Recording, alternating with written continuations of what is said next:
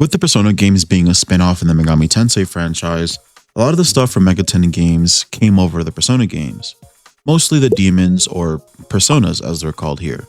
These demons are typically inspired by real-world mythos, things like Egyptian, Norse, and Greek mythology, and if it exists in a belief system, it can usually be found in the Megaten franchise.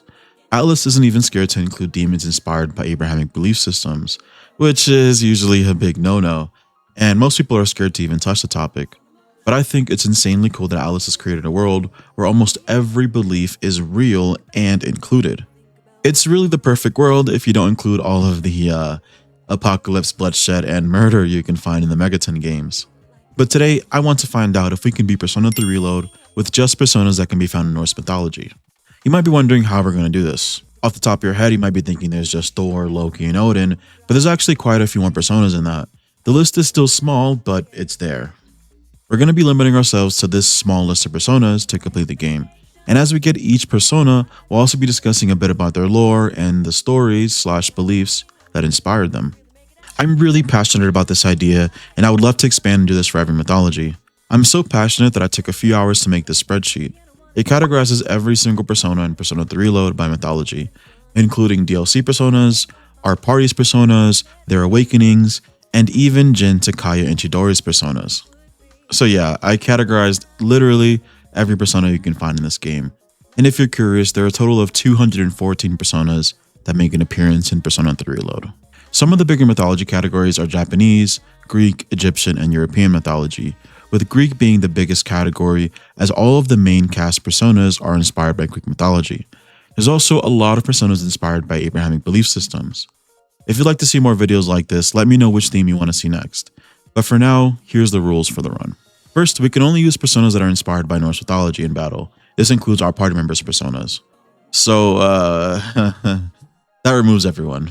This run will be completely solo. Fusions of other personas are allowed, but they can't be used in battle. Next, when we catch a persona from Norse mythology, we have to cover some of that persona's lore and origin.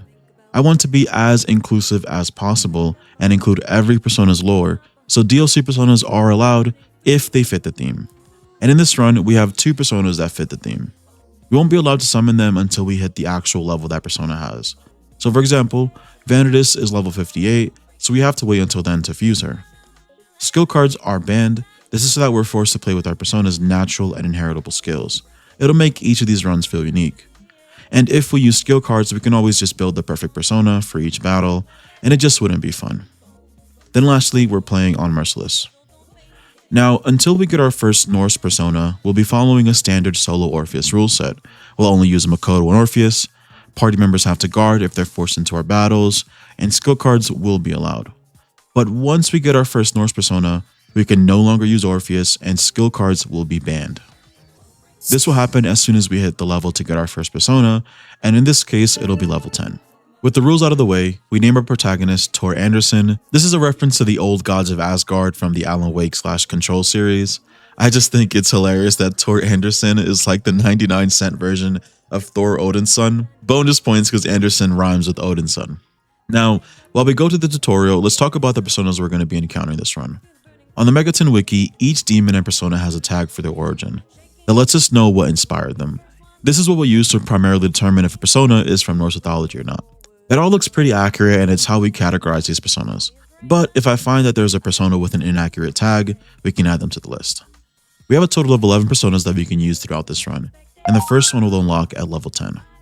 After that, the next persona available to us will unlock at level 47. We're going to be stuck with this level 10 persona for a while, and this will likely be the most difficult part of this run. Unfortunately, the vast majority of personas on our list will all be unlocked at the very end of the game, meaning we're not going to have much power for a very, very long time, and we're going to be stuck with 1 or 2 personas for the majority of this run. It'll only start to get easier once we get some of those higher level personas. We'll reveal these personas as we get to them, but right now our goal is to get to level 10. On April 21st, we remove everyone from our party and start to have our first battles, and they are really rough. There are only a handful of shadows that we can defeat effectively. Orpheus only gets access to Agi, Dia, and Bash. He's our only persona until we get to level 10.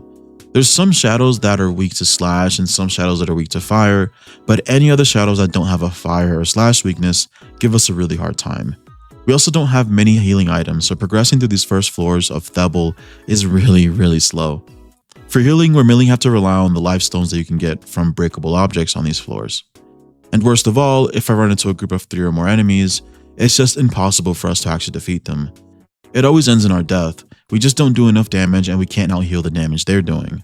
It takes us about 5 minutes to even kill 1 or 2 of them, and usually we can't even defeat them at all. So after consistently losing to trios of enemies, we decided to just start running away from them since it's pretty much impossible or very difficult for us to even kill any of them. The only real plus side that we have to being solo right now is that we get insane amounts of XP for defeating enemies. So even though it takes us very long to complete battles, it's very rewarding. In Persona 3 Reload, the amount of XP you get is usually divided amongst your whole team, and with us only having Makoto, we're getting 4 times the amount of XP we usually get. But that only takes us so far. Orpheus' stats are still decently low, and the main bonuses that we get from leveling is more HP, increases to our evasion rate, and slight increases to our damage and defense. It's not enough to make a huge difference in boss fights, as we'll see much later. After getting to level 6, we try our luck with the Ruthless Ice Ravens, the first hardest guardians of Thebel, and it didn't go well. I already have Agi, so I thought that would be enough to defeat the Ravens, but it just wasn't. They ended up completely destroying us. The Mabufus they hit us with deleted us very quickly. My initial strategy here was to just target their Agi weaknesses back to back and then try to make one of them dizzy while they're on the ground so that only one of them can act, hoping this would increase my chances of staying up throughout the fight. But we weren't able to make them dizzy consistently and got rolled. I thought maybe I just got unlucky, so I tried again. I went back into the fight and tried to get a dizzy on either one of the Ravens to help increase their chances of surviving, and we just couldn't get them dizzy. But they got lucky and got a freeze on us. I decided to try and switch it up. After hitting them with 2 Agis and downing both Ravens, instead of trying to go for a 3rd Agi to get a dizzy, I instead started using healing items to keep my HP maxed. But I unfortunately don't have many strong healing items. The Ravens are doing about 80 damage to me each turn, both of them hitting me for 40 twice in a row, and my strongest healing items just don't do enough healing to out-heal that. My inventory is mostly comprised of life stones that give me 30% of my HP back, which right now is only 38 HP. My strongest healing items I have right now are medicines that only heal for 50 HP, and I have a very small amount of these. So even with my best healing items, I just can't keep up. The numbers just weren't working in my favor, so I decided to go back down to grind some more of Tartarus to level up. Maybe I can find some additional healing items or unlock something helpful. And after a while, Orpheus hit level 5, and he learned the ability Tarunda, which lowers our enemy's attack. This might be what we need to be able to progress to the Ravens. I tried them again and mixed up my strategy a bit. Now I go for 2 Agis to down the Ravens, and on my 3rd one more, instead of healing, I went for Tarunda so that I can hopefully lower their attack's damage enough to a point that I can out-heal it. Instead of each of them hitting me for 40, one of them's now hitting me for 20 and the other one's hitting me for 40, so it's really starting to make a huge difference. I did it again, I hit them with 2 Agis and then used Tarunda on the other bird. And now instead of taking about 80 damage each turn, I'm only taking 40, which is much more manageable. The strategy was working and I got them both low, but one of the Ravens got a very lucky crit and then hit me with a dizzy and deleted me. It seems like in this solo run, RNG is going to be a huge factor, especially when there are things like criticals and status ailments that are going to be used by enemies, because once you get hit with status ailments, there's really not much you can do about it. You can't do anything about freeze or shock. Distress is easy to take off of yourself, but fear is difficult and is totally up to chance. I tried them again with my same strategy and it was working very well, and I defeated one of the Ravens and got the second one very low. They were just 1 hit away from death, but he got a lucky freeze and then followed up with a critical and sent us right back to the main menu. The strategy I think is as good as it can possibly be, but because we're solo, it's really just up to chance as far as how well the fight is going to go. For my next attempt, my strategy was pretty much the same. I kept using Agi and then Tarunda, healing when I needed to, and I kept trying to get them dizzy when I was good on HP. I really didn't change much from my previous attempts, except this time I just got lucky and I got one of the Ravens dizzy, and they never froze me or hit a critical on me, and we ended up defeating the Ravens. Defeating smaller groups of enemies is still hard for us to do. It's just a slog without being able to target everyone's weaknesses. After dying a few times to random shadows, I wasn't really making much progress through Tartarus.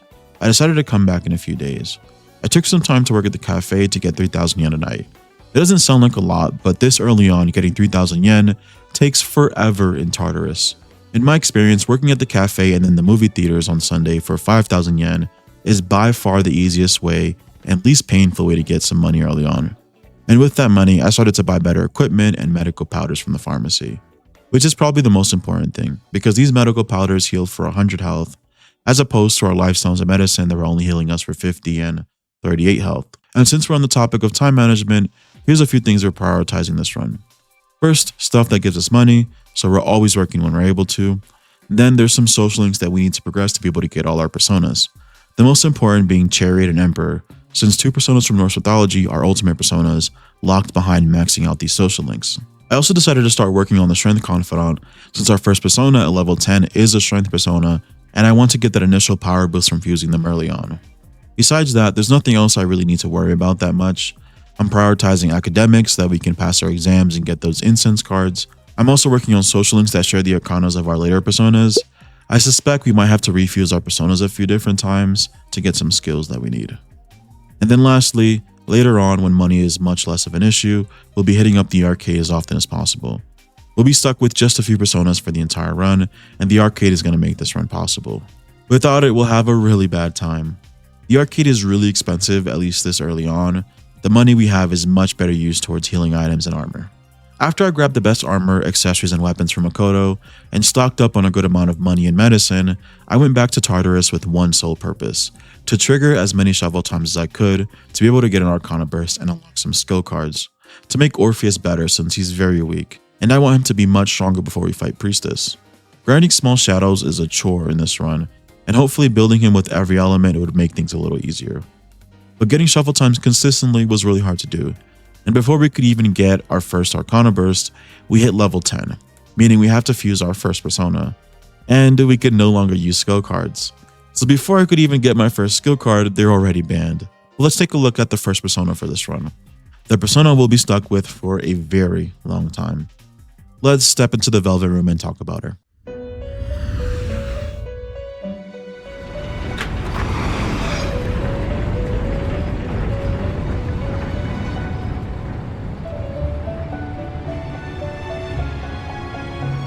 Welcome to the Velvet Room.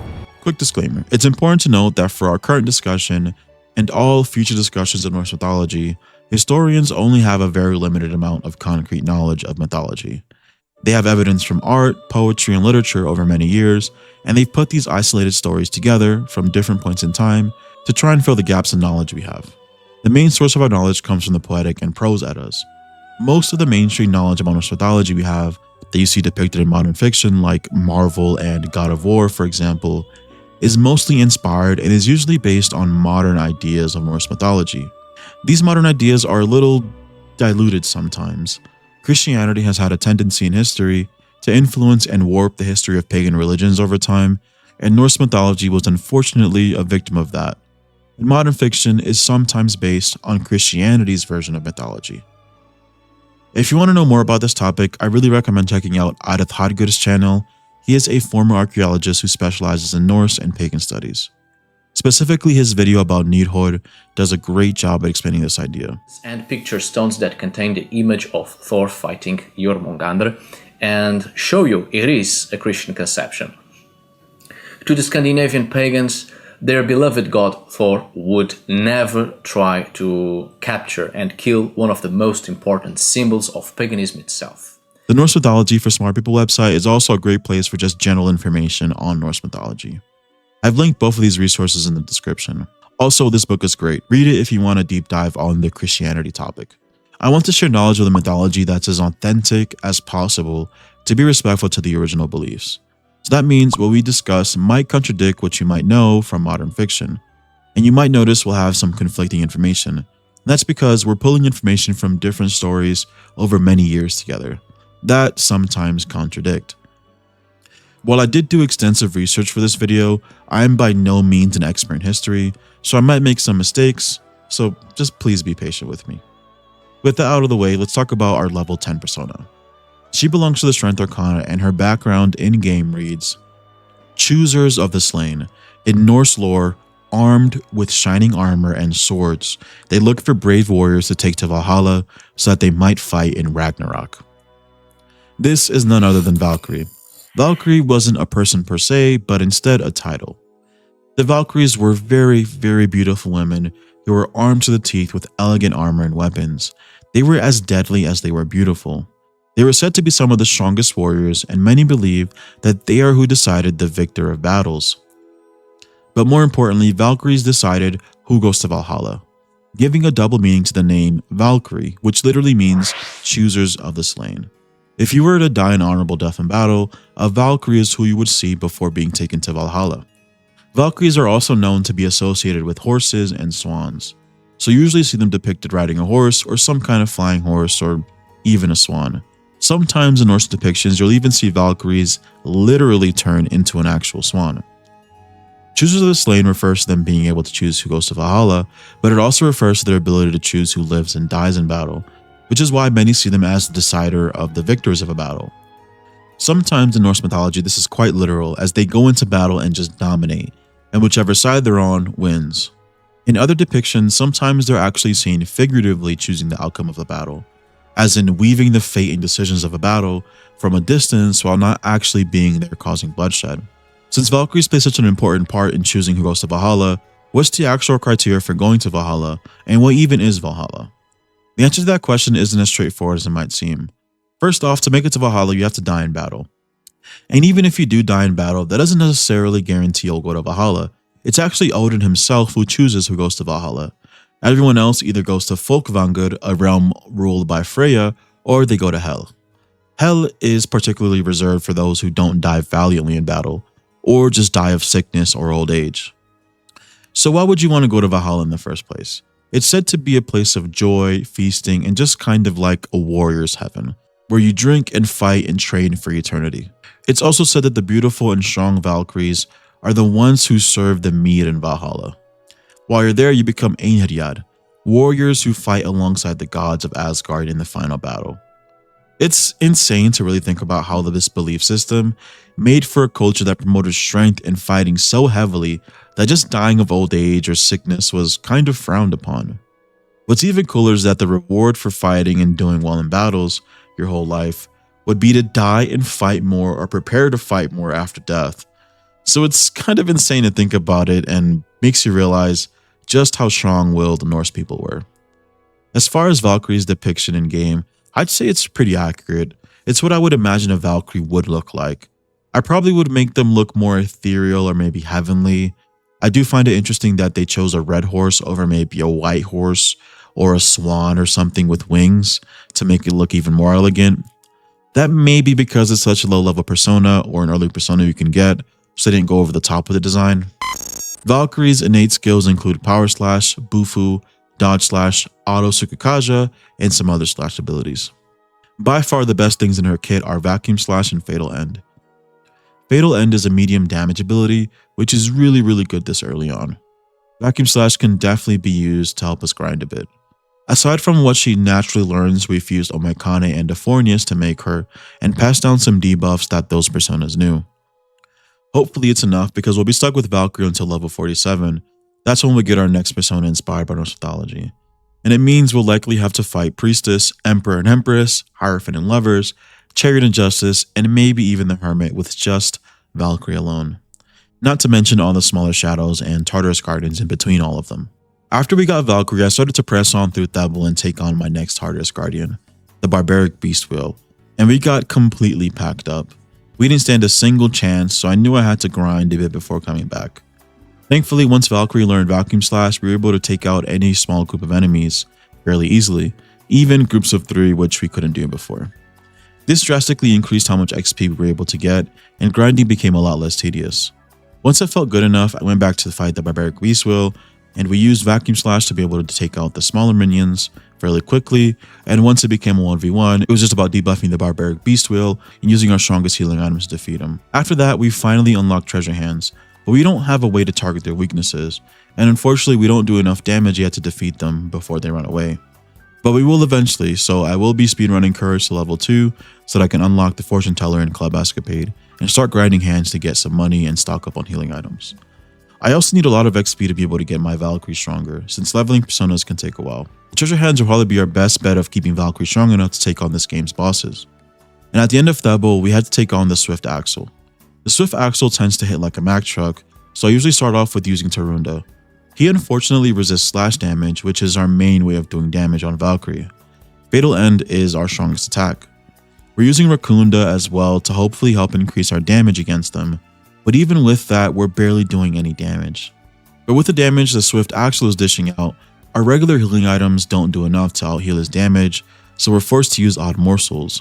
They heal for 150, but with the downside that they can inflict some ailments on us, and we get inflicted with fear on our first use of it. Even though Fatal End is our strongest attack, I realize I could also use Bufu, although our magic stat is low, so it doesn't do much damage, but if we can get a lucky freeze, we can get a pretty good chance of hitting a critical with Fatal End and do massive amounts of damage.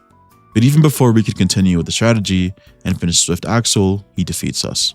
I realized though, maybe I'm onto something with this freeze crit strat, so I started to use Bufu and use Fatal End as a follow-up as our main choice of damage. We're hitting for about 140 damage if we get the freeze, letting us get through his health bar pretty quickly. This is really the best I've got for this fight. The best strategy I have is to keep Tarunda on him so we can stay alive, and keep using Bufu to fish for a freeze, then follow up with a crit. And then we heal with Odd Morsels.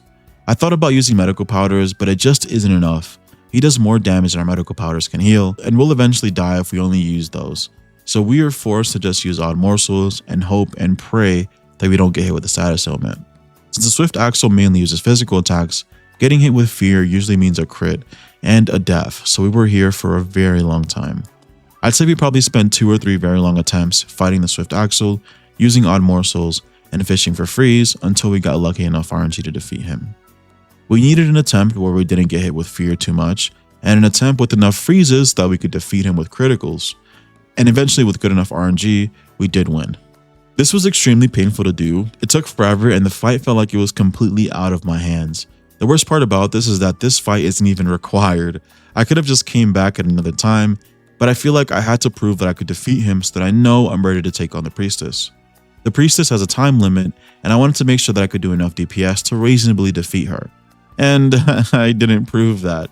It took me super long to take out the Swift Axle. But then again, he also resists Slash, which the Priestess doesn't.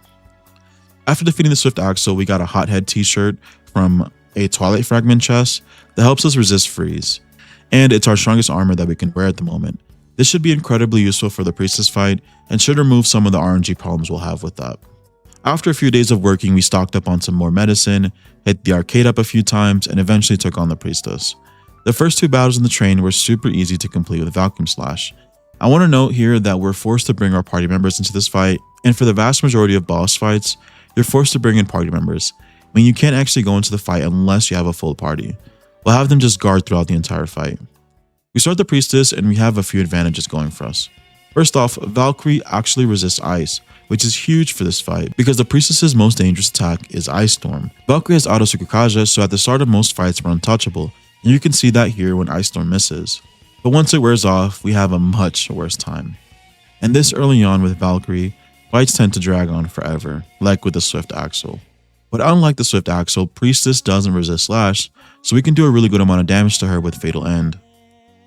Vacuum Slash deletes her minions in one turn, so we use Fatal End if it's just a Priestess, and if her minions are there, we use Vacuum Slash, while also managing our health. We can let our health get pretty low in this fight because we resist ice, and ice is her main way of dealing damage. After a while, she takes our 2 teammates out, but it's really not a problem for us since they're not really doing much anyways, and eventually we defeated the Priestess. After that, we get Junpei's linked episode, which is mandatory for us, since another one of our personas is locked behind his linked episodes, and if we miss a single one, we won't be able to get this persona at the end of the game. Because this persona is locked behind Junpei's linked episodes, we can't actually get him until January 15th, right before the final boss. That's just to give you a general idea of how late we're going to get most of our personas. Also, we will be single-handedly keeping Tanaka in business, because we're going to buy every single one of his items on Sundays.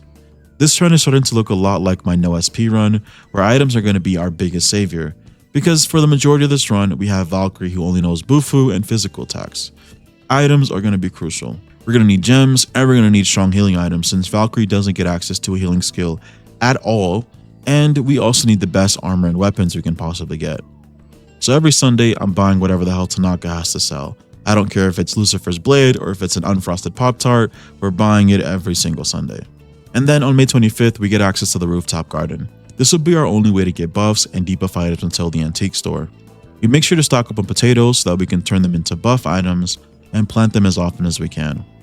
We won't get access to some of the better potatoes until later, since we don't have hangouts with our party members yet. But once we do, we can start to tend the crops with our party members and they'll help us get things like Rakukaja potatoes and everything we can possibly need as far as buffs go. I believe we can also get some decently good healing items from tomatoes, but the buff potatoes are going to be the most important since buffs are going to be rare this run. And we can get healing items from Tartarus through chests, the breakables, and through the pharmacy. After a while, we continue progressing through Tartarus, and it's easier than it was before, but it still sucks. Archiblock has quite a few enemies that can use fire attacks. This is Valkyrie's weakness, and if you run into them, we just die. We're forced to run away most of the time when we see enemies that can use fire attacks. However, since most of our damage comes from physical attacks, managing SP isn't really that big of a deal in this run. It's mainly all about just balancing healing items, because healing items is the only way we can heal for a long time. I spent a lot of time destroying breakables to get life stones, and opening as many chests as I could to get healing items. And if we're lucky enough to get a shuffle time, I'm going for the Cups card that gives 50% of our HP back, since we're constantly low on HP. The first boss on Archiblock uses fire attacks. They give us quite a bit of trouble. However, this also means that we can use ice against them. It's a bit balanced, I guess. Even though we're completely getting rolled. The general strategy I was using here is to try to use ice on the 2 tables to get 1 Mors, and then finish them off with a vacuum slash. Hoping I could get one of the tables dizzy, because if I can get them dizzy, they won't attack and kill me and I can defeat them before they delete my health. However, it took a lot of attempts before we can even get one of them dizzy, and when we did, we were able to progress through the fight and just have the Heretic Magus left. He only uses Garu, so it's relatively safe to fight him. He doesn't target our weakness, but he still does a lot of damage. He does about 150 damage, so our only option to heal is still odd morsels and rancid gravy. Our medical powder just doesn't do enough to out-heal his damage, and eventually we get hit with status ailments and he takes us out. We just have to keep trying again and again until we get lucky enough to dizzy one of the tables and defeat them. And then we have to get lucky enough that we don't get inflicted with status ailments from our odd morsel, and when we finally get that good RNG, we defeat the Tartarus Guardian. There's a Tartarus Guardian you have to defeat right after, and unfortunately it's just a whole nother RNG fest. Not having many items this early on, or access to a wide variety of skills, really makes this challenge about who gets luckier, and once I get lucky enough, I can win the fight and progress. So again, this is just really painful. The enemy uses Rebellion and they try to go for crits, and basically all we can do is hope that they don't get crits, and that we get crits. So it takes us a few tries to defeat them. We use Vacuum Slash to increase our chances of critting anyone, and if we can get a crit, we can use Vacuum Slash again, and if we can get another crit, we can keep going and defeat all of them pretty quickly. But that means we have to get very lucky. Kind of similar to my no SP run. But unlike my no SP run, I really can't make builds. I can't give Valkyrie crit boost or crit amp right now or anything like that, since skill cards are completely banned for this run. But after enough time, dedication, and suffering, we do take out the Tartarus Guardians in this area. With just one exception, and it's a big exception, the Clairvoyant Relic, my best friend.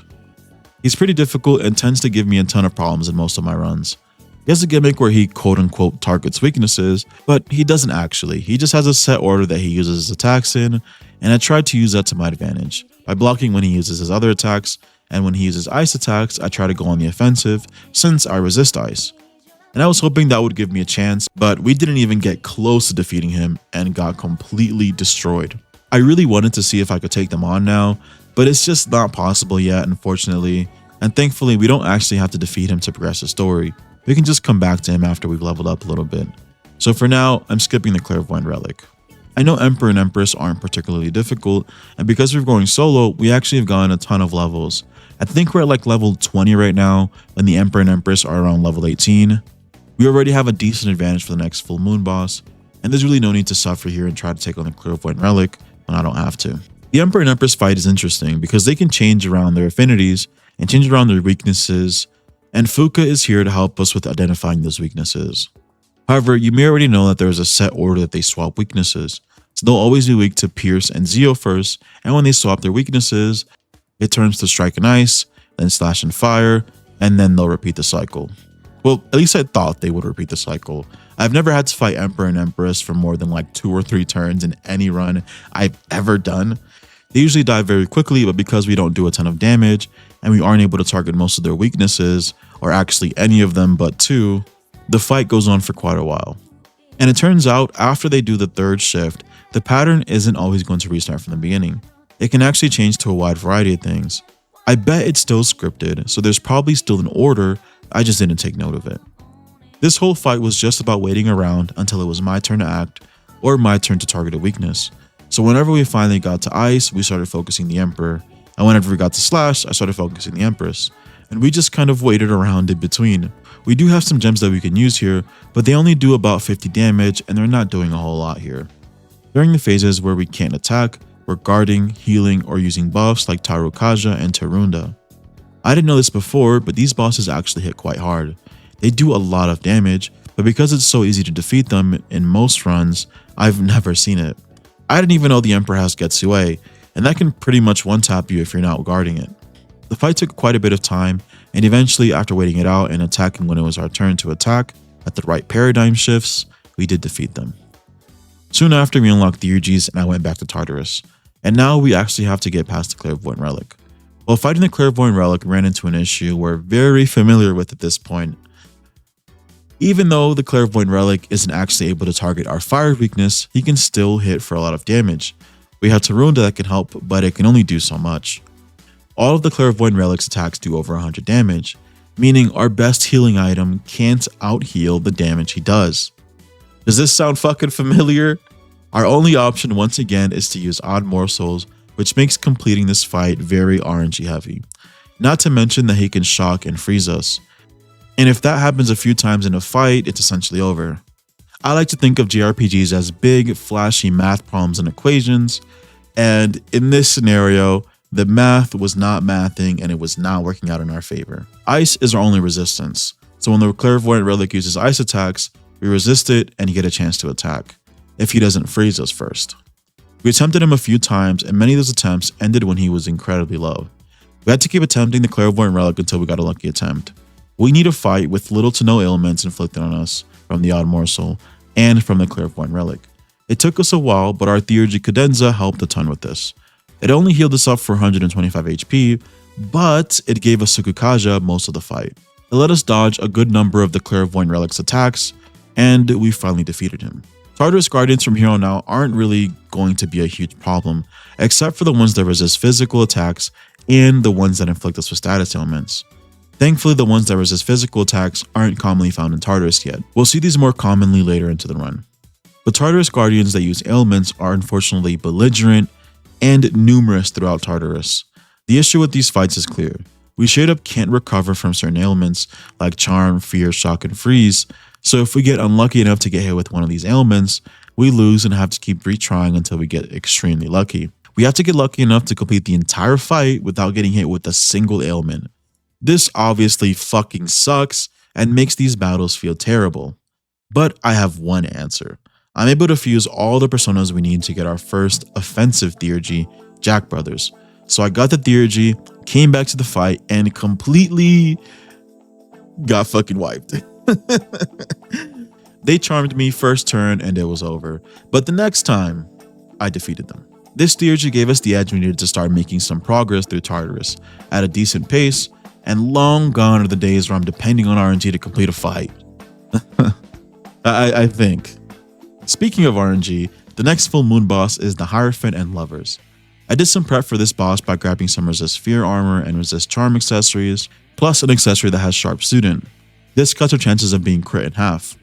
Then we equip the items for the appropriate boss fight. Hierophant is the one that uses fear, so we put that on first, and I actually learned this doesn't help very much since Hierophant and Lovers both have fear boost and charm boost.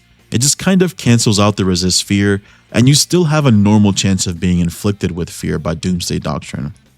This gave us quite a few problems throughout our time fighting the Hierophant. Our Theurgy definitely helped us do a lot of damage, but after dying to the Hierophant quite a few times, I came to the realization that he has a very simple pattern once you learn it. I died many times before I started to catch on to the pattern, and I used it to my advantage. After attempting him about 5 or 6 times in a row, I noticed this pattern goes Makuga, Doomsday Doctrine, and then Assault Dive, and he'll repeat. And then when he gets below half HP, he switches it up to do 2 Makugas, 1 Doomsday Doctrine, and 1 Assault Dive, and then he'll repeat this, and this is all he does for the entire fight. So what we can do with this information is have Makoto attack when he uses Makuga or Assault Dive, and block when Doomsday Doctrine happens, so that we can guarantee we don't get feared at all throughout the entire fight. This doesn't always happen exactly how we want. Sometimes when the Hierophant attacks, we have to use Terundo or have to heal up, but we always block during Doomsday Doctrine so that Makoto never has a chance of being inflicted with fear throughout the entire fight, because being inflicted with fear usually means he'll follow up with a crit and we lose. Or we just can't act for multiple turns and end up losing either way.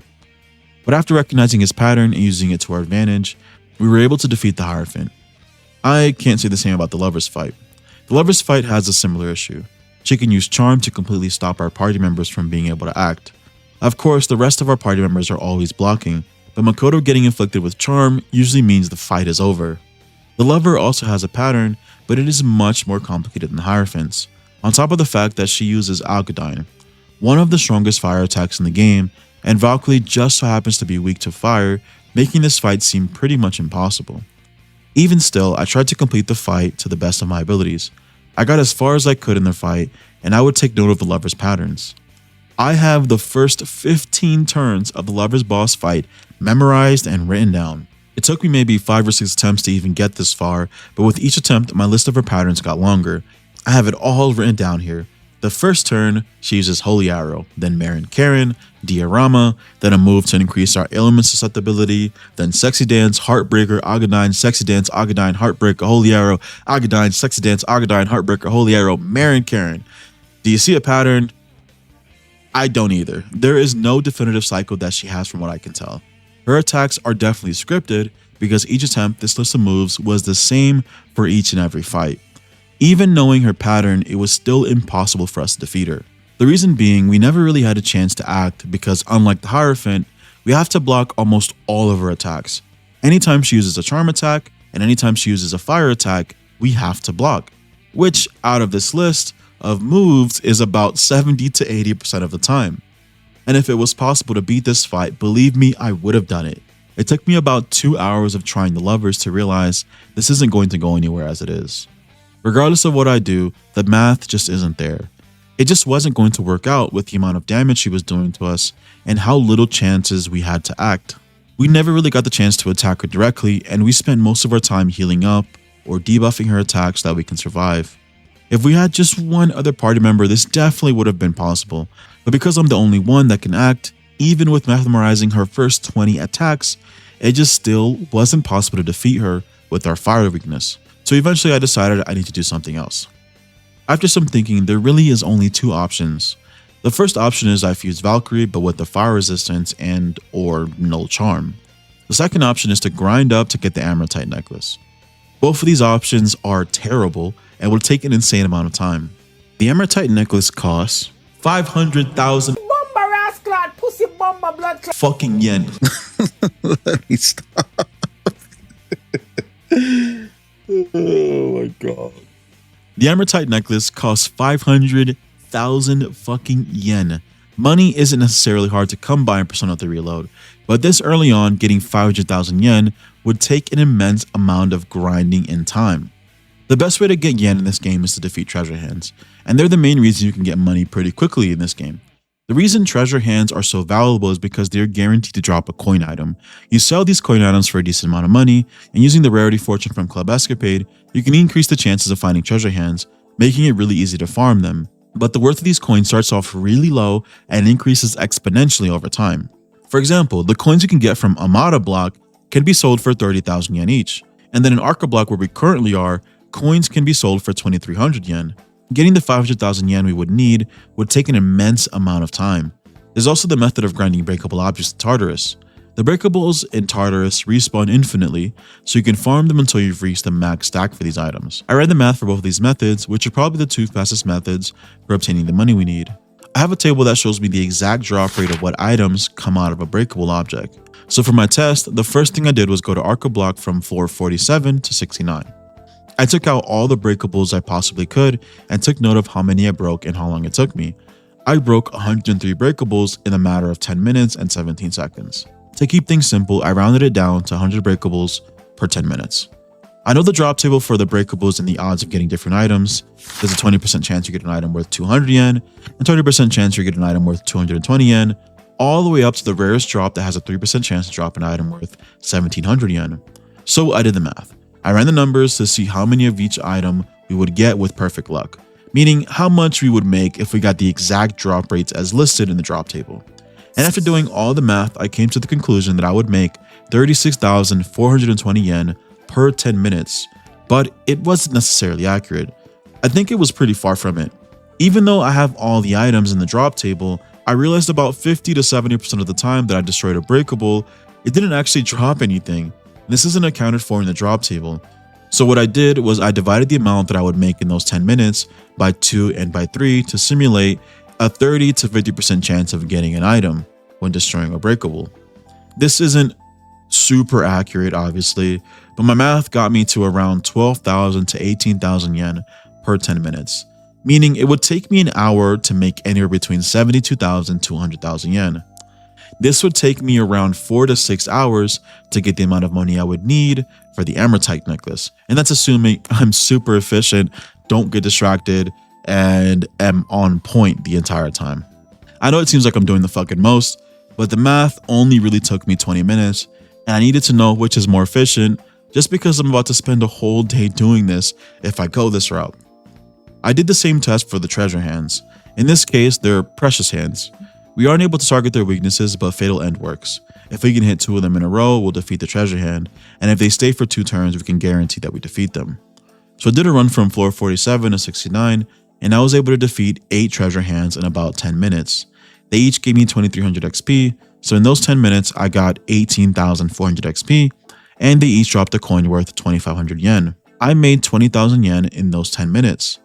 I also sometimes got a shuffle time here and there and got some additional yen from that. It added up to about 10,000 yen, so in reality, in total, I made about 30,000 yen in 10 minutes. And after multiplying that by 6, that means I get 180,000 yen an hour and 110,400 XP per hour. This would take somewhere between 2 to 3 hours to get 500,000 yen, with the added bonus of giving me a ton of XP. To me, that means it's clear that the precious hands is the way to go, except there are some other things to factor in, like the cost of HP items, the amount of days it would actually take me, because running out of HP and SP would mean I have to come back a few times. Granted, that's also true for the breakables method. I really like that I can get a ton of XP from precious hands instead.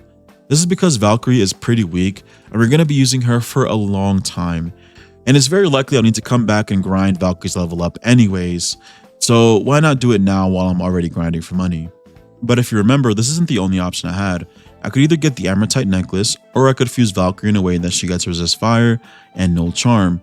And this is also probably going to be something I have to do eventually anyways, which is rounding out my Valkyrie's fire weakness. I can't use skill cards, so the only way I would be able to get resist fire or null charm on Valkyrie would be through inheriting it through fusion. And after planning it out, I came up with a really long fusion chain with the help of a recipe generator. I'll need to fuse Luna and Sid to get null charm, and Satanta to get resist fire. The problem is they don't learn these skills until much later, and since I don't have a ton of social links maxed out, I can't fuse them and get the skills off rip. What I would need to do instead is level up these personas until they learn those abilities, and then fuse them to get my Valkyrie. The problem with that is I can only use Valkyrie in battle. My rules won't allow me to use other personas in battle, so I can't get XP with them unless I pass on the growth passive. This early on, the only growth passive I can consistently get on all of them is growth 1, which is really bad. It only gives them 25% of the XP they would normally get. But this would be the only way that I can get these personas to the level I need so I can fuse them into Valkyrie. And after doing a lot more research and looking at more recipes, or creating more recipes, I found out I can get growth 1 onto the personas I needed, so I decided I'll just do both. I'll train personas and try to go for the 500,000 yen at the same time, because they both will take an ungodly amount of time, and by farming treasure hands, I can get the XP I need to get those passives for resist fire and null charm onto my Valkyrie. all I needed to do first was get growth 1 onto the personas that I needed. And I figured since this is going to take a long time, I might as well increase my wish list a little bit. It'll take me the same amount of time to increase one persona's level to unlock a passive as it would 6 personas in my party. So I started to just go crazy and started to look for ways to get resist fire, null charm, Getsue, and slash boost. For that, I needed Leon and Sid, Rakshasha, Jiko Koten, and Satanta. I took an enormous amount of time to fuse them in a way they all get the growth 1 passive.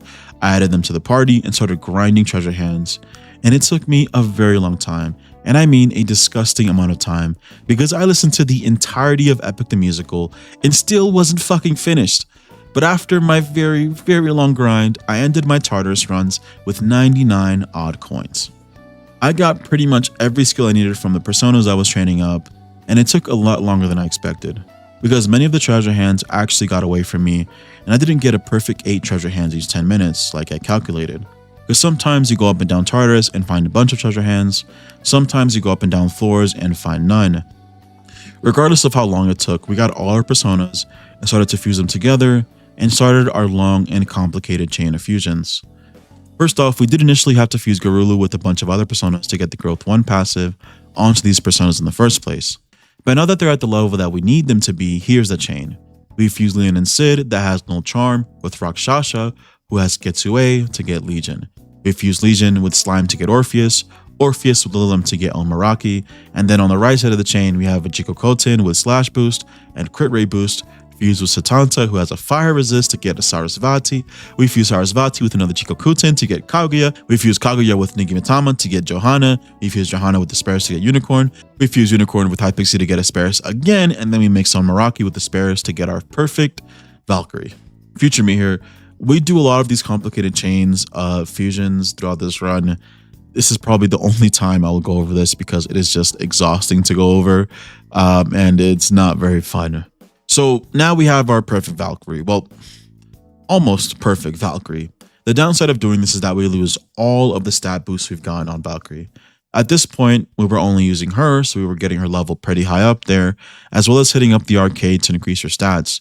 And all of that has been reset because we decided to refuse her. But in reality, this was the only way we would be able to progress. And here's the result of our hard work. A level 15 Valkyrie with Getsue, Resist Fire, Null Charm, and Slash Boost with some mediocre stats. Thankfully, our save is far enough from the Hierophant and Lovers fight that we can take some time to start boosting up some of the stats again. This won't help much though, and Valkyrie's stats won't be nearly as good as our old Valkyrie, but at least now we should have a chance of defeating Hierophant and Lovers. Oh, and I almost forgot, this is the most satisfying thing I've ever done in this game, which is selling a max stack of coins. And out of it, we got 240,000 yen, along with the rest of our valuables that we got from Tartarus. We got a total of 463,000 yen. We are just 40,000 yen shy from our 500,000 yen mark that I wanted, so I can't get the Amethyte necklace. But at this point, I've grinded Tartarus so much that you couldn't pay me to go back, and I'm ready to just go and fight the Hierophant and Lovers and progress through the run, because this took fucking forever. I already have Null Charm, so I guess I don't really need the necklace. Probably. I could really use this money for all of the healing items I'll be needing for the rest of the run, and I did end up blowing 250,000 on the Earrings of Grit. This will give us the Endure passive. So without grinding out that last bit of money, I didn't buy the Amethyte necklace, and we went straight into fighting the Hierophant and Lovers again. You might be wondering why I didn't go for the Null Fear passive, and it's because I thought we wouldn't need it. We already defeated the Hierophant without the passive, and his pattern is much easier and simpler than the Lovers. It turns out though, he did still kind of give us trouble. I suspect the reason was because we had an accessory that gave us Sharp Student last time around, so we didn't get crit very often or really at all, but this time around the Hierophant was hitting us with tons of crits. I also think it might be possibly because our Valkyrie stats are much lower than our previous Valkyrie, making it much more likely for us to get crit. It did take us a few tries to take out the Hierophant, but his pattern is really simple, and eventually we did defeat him and move on to the Lovers. I really made the Hierophant's fight a little more difficult for ourselves because I held on to our theurgy towards the end to not use it on him and have it ready for the Lovers, since I know that fight is going to be way more difficult. When I started the fight with the Lovers, I was pleasantly surprised to see that they kept the exact same pattern I had written down when I fought them last time. I partly thought maybe it was because I was reloading the exact same save, that the pattern stayed the same, but it was still consistent even on this attempt, making it really easy for us to get through this. We no longer have the problem we had to guard during our charm attacks or fire attacks, and we had the privilege to be able to just attack as often as we possibly could. Also with Getsu and Slash Boost, we're doing an insane amount of damage to the levers, and eventually we just defeated her. There really wasn't much more to it. After knowing her pattern and being immune to most of her attacks, there really wasn't any room for us to fail the fight. So yeah, it was easy, but it took us a very long time to get to this point. Back in Tartarus, progressing through the dungeon still just felt terrible because of status ailments. We have no charm, but that doesn't stop us from getting hit with the other ailments, and many of the enemies in Tartarus like to inflict us with fear and other ailments. I debated maybe just continuing to grind out to get the Ametite necklace, but I only have about 150,000 yen left, and doing that would take an insane amount of time, so I decided to just bite the bullet and slog through the Tartarus Guardians and do what I was doing before, which is just fighting through the RNG to progress through.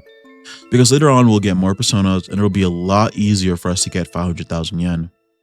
I decided to just push through and eventually we completed the next block and started our Chariot Injustice fight. I'm gonna be honest, I didn't really prep for this because I have never in my career of running challenge runs for this game have ever had a problem with Chariot Injustice. Like they're not even remotely an issue. But that's not what happened this run. These guys fucked us. This boss, crazily enough, is the boss I spent the most amount of time on in this run. Normally, it's the other way around. Harfin lovers tend to give me a difficult time, and they did, but for some reason, Chariot Injustice took me a whole day to deal with, and let's talk about it a bit. Chariot Injustice's first phase is pretty straightforward, right? You farm Theurgies until you can use your Theurgies, and you make them separate. The problem is, these guys do an insane amount of damage in this form, and even in the other form when they are split, they do a lot of damage to us, and being able to consistently make progress through the fight while also trying to heal with very poor healing items was difficult. Valkyrie doesn't know a healing skill, so what ended up happening a lot of the time is we'd spend most of our time healing up and trying to stay up and never really had the chance to attack. Our healing items at most healed for 200 depending on the items we were using. I purposely hung out with certain confidants like Mitsuru to get really good healing items, and it just wasn't enough. It's also pretty common for Chariot Injustice to crit you in their tank form, and when I do get crit, it usually ends in my death. Once I get far enough into the fight, most of my party members die, and Justice will use Hamon on me directly. By that time, our party has used up all our homunculi. Sometimes I can survive with the homunculus, or I can dodge, but when he gets a successful Hamon, we get down to 1 HP and Chariot is able to follow up and kill us. And unfortunately, there's not much counterplay into it. There's not any items or accessories or armor that give us Endure Light or Survival Trick or anything like that. I also really don't want to have to refuse Valkyrie just for this fight because that would take an immense amount of time. It takes us so long to make progress in this fight. I mean, it takes us like 20 minutes to get towards the end of the fight, and at the end, we would just end up getting crit and then we die immediately after because if we get crit, they attack again and they will usually defeat us in a single turn, even if we're at full HP. There's not anything we can do about it, and that RNG kind of made this fight really difficult because we have to go an entire fight without them getting a single one more, meaning they can't hit a crit or they can't successfully hit us with a Hamon ever. We seriously spent an insane amount of time trying to get good RNG for this fight, but with us being solo and Chariot Injustice having a lot of HP, it just really wasn't possible. I think the chances of us getting through the entire fight without a single successful Hamon was little to none. The fights were dragging on forever, and the longer it goes, obviously the more likely something unlucky will happen. Crits and insta-kills were inevitable with how much time we were spending on these fights. And after a few hours of trying, I completely stopped and took a break. The next day I came back with a fresh mind, trying to find a solution to this fight. It seriously felt impossible. I'm not gonna lie, I was ready to quit. Well, I don't really like the word impossible. Defeating them it felt improbable, right? It just didn't seem feasible to get past this, and I even considered maybe changing the rules a little bit for the fight. But I knew there had to be an answer, I just didn't like the answer. To make this work, we need better healing items. The only things we have available to us right now are beads at the antique store. And to get those beads, we need turquoise, which we can farm for, it would just take a while. And I know I can refuse my Valkyrie, which I really don't want to do, but it is an option. After looking at all the possible skills I could pass down and what would take the longest, I realized I could refuse her with all the same passives, since I've saved those personas in my registry, but I can also give her charge without having to grind, which should help us do a decent amount of damage if we use it correctly. Right now we have no use for SP in the Chariot Injustice fight. We don't have anything that can really help us. We have Bufu, but that doesn't really do much to them. So by adding charge, I can make use of my SP while also using less of my HP to attack, giving us more wiggle room to act freely in the fight. Since most of the problem comes from us always being low on HP and having to restore HP. So we refused Valkyrie and we grinded just a little bit to get enough turquoise to have some more beads. We also fused all the personas we needed to get our next strongest theurgy, King and I. It does heavy ice damage as opposed to our Jack Brothers theurgy that does medium damage, so this should help a bit as well. After all that, we reattempted Chariot Injustice, and unfortunately, even after attempting it a few times, it just was more of the same. The beads did help us recover and help keep us up, but the beads weren't enough. Because even if we were at full HP, they could still completely delete us if they get a Hamon or a crit off. Our party members die pretty quickly, they're all low levels since we don't use them in battle, and trying to keep them up feels damn near impossible throughout this fight. And when they're down, the two bosses are just focusing on Makoto, and that usually doesn't end well for us. So I went back to the drawing board, again. Reloaded an old save, took a look at my options, and I found out you can actually buy turquoise from Club Escapade. I didn't realize you can get these gems so early. If I remember, the more important gems are unlocked much later on. I guess I never really had any use for turquoise in most of my runs, because they're mainly used to buy beads and they're not typically needed. But I absolutely need them for this run, so I bought as much turquoise as I could, and bought way more beads so that I can last in these fights a bit longer. I also noticed after reviewing the footage in my previous fights that I wasn't doing much damage to them. I was actually doing more damage before with my old Valkyrie before I fused this new one. I'm using charge and I'm doing about the same amount of damage that I was doing before without it, and it's because my strength stat is very low. But I can actually buy some power incense cards from the antique store as well, so I bought gems for that and grinded more gems to get more power incense to get my Valkyrie's strength up a little higher. I am so broke now. Going back into the Chariot Injustice fight, I was doing decent amounts of damage again. After attempting this fight 6 or 7 times, I kind of got a rhythm to it, and the main issue that I'm having here, aside from getting completely blitzed, is not charging my theurgies fast enough. If you have enough momentum when Chariot Injustice split, you're able to do enough damage to them so that when they recombine, you should have your theurgy up again.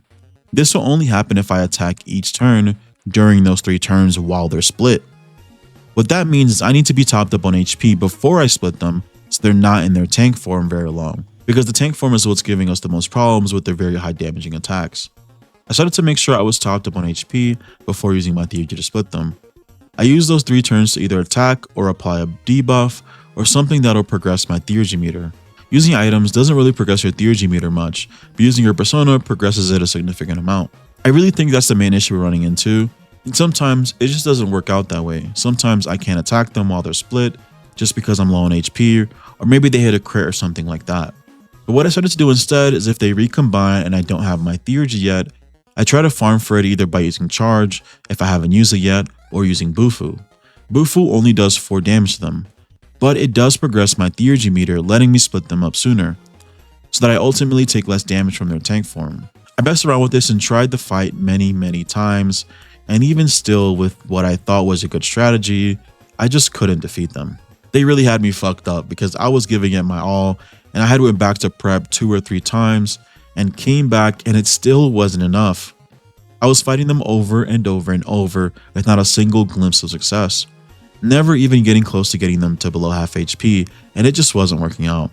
A big part of the problem too is that we don't really have an effective way to damage Chariot once they split. Getsue doesn't really do much damage to him, and we don't have any other type of attacks we can use. In my no SP run, I was able to get around this with theurgies, but because we're only using Makoto, we need our one and only theurgy for when they combine.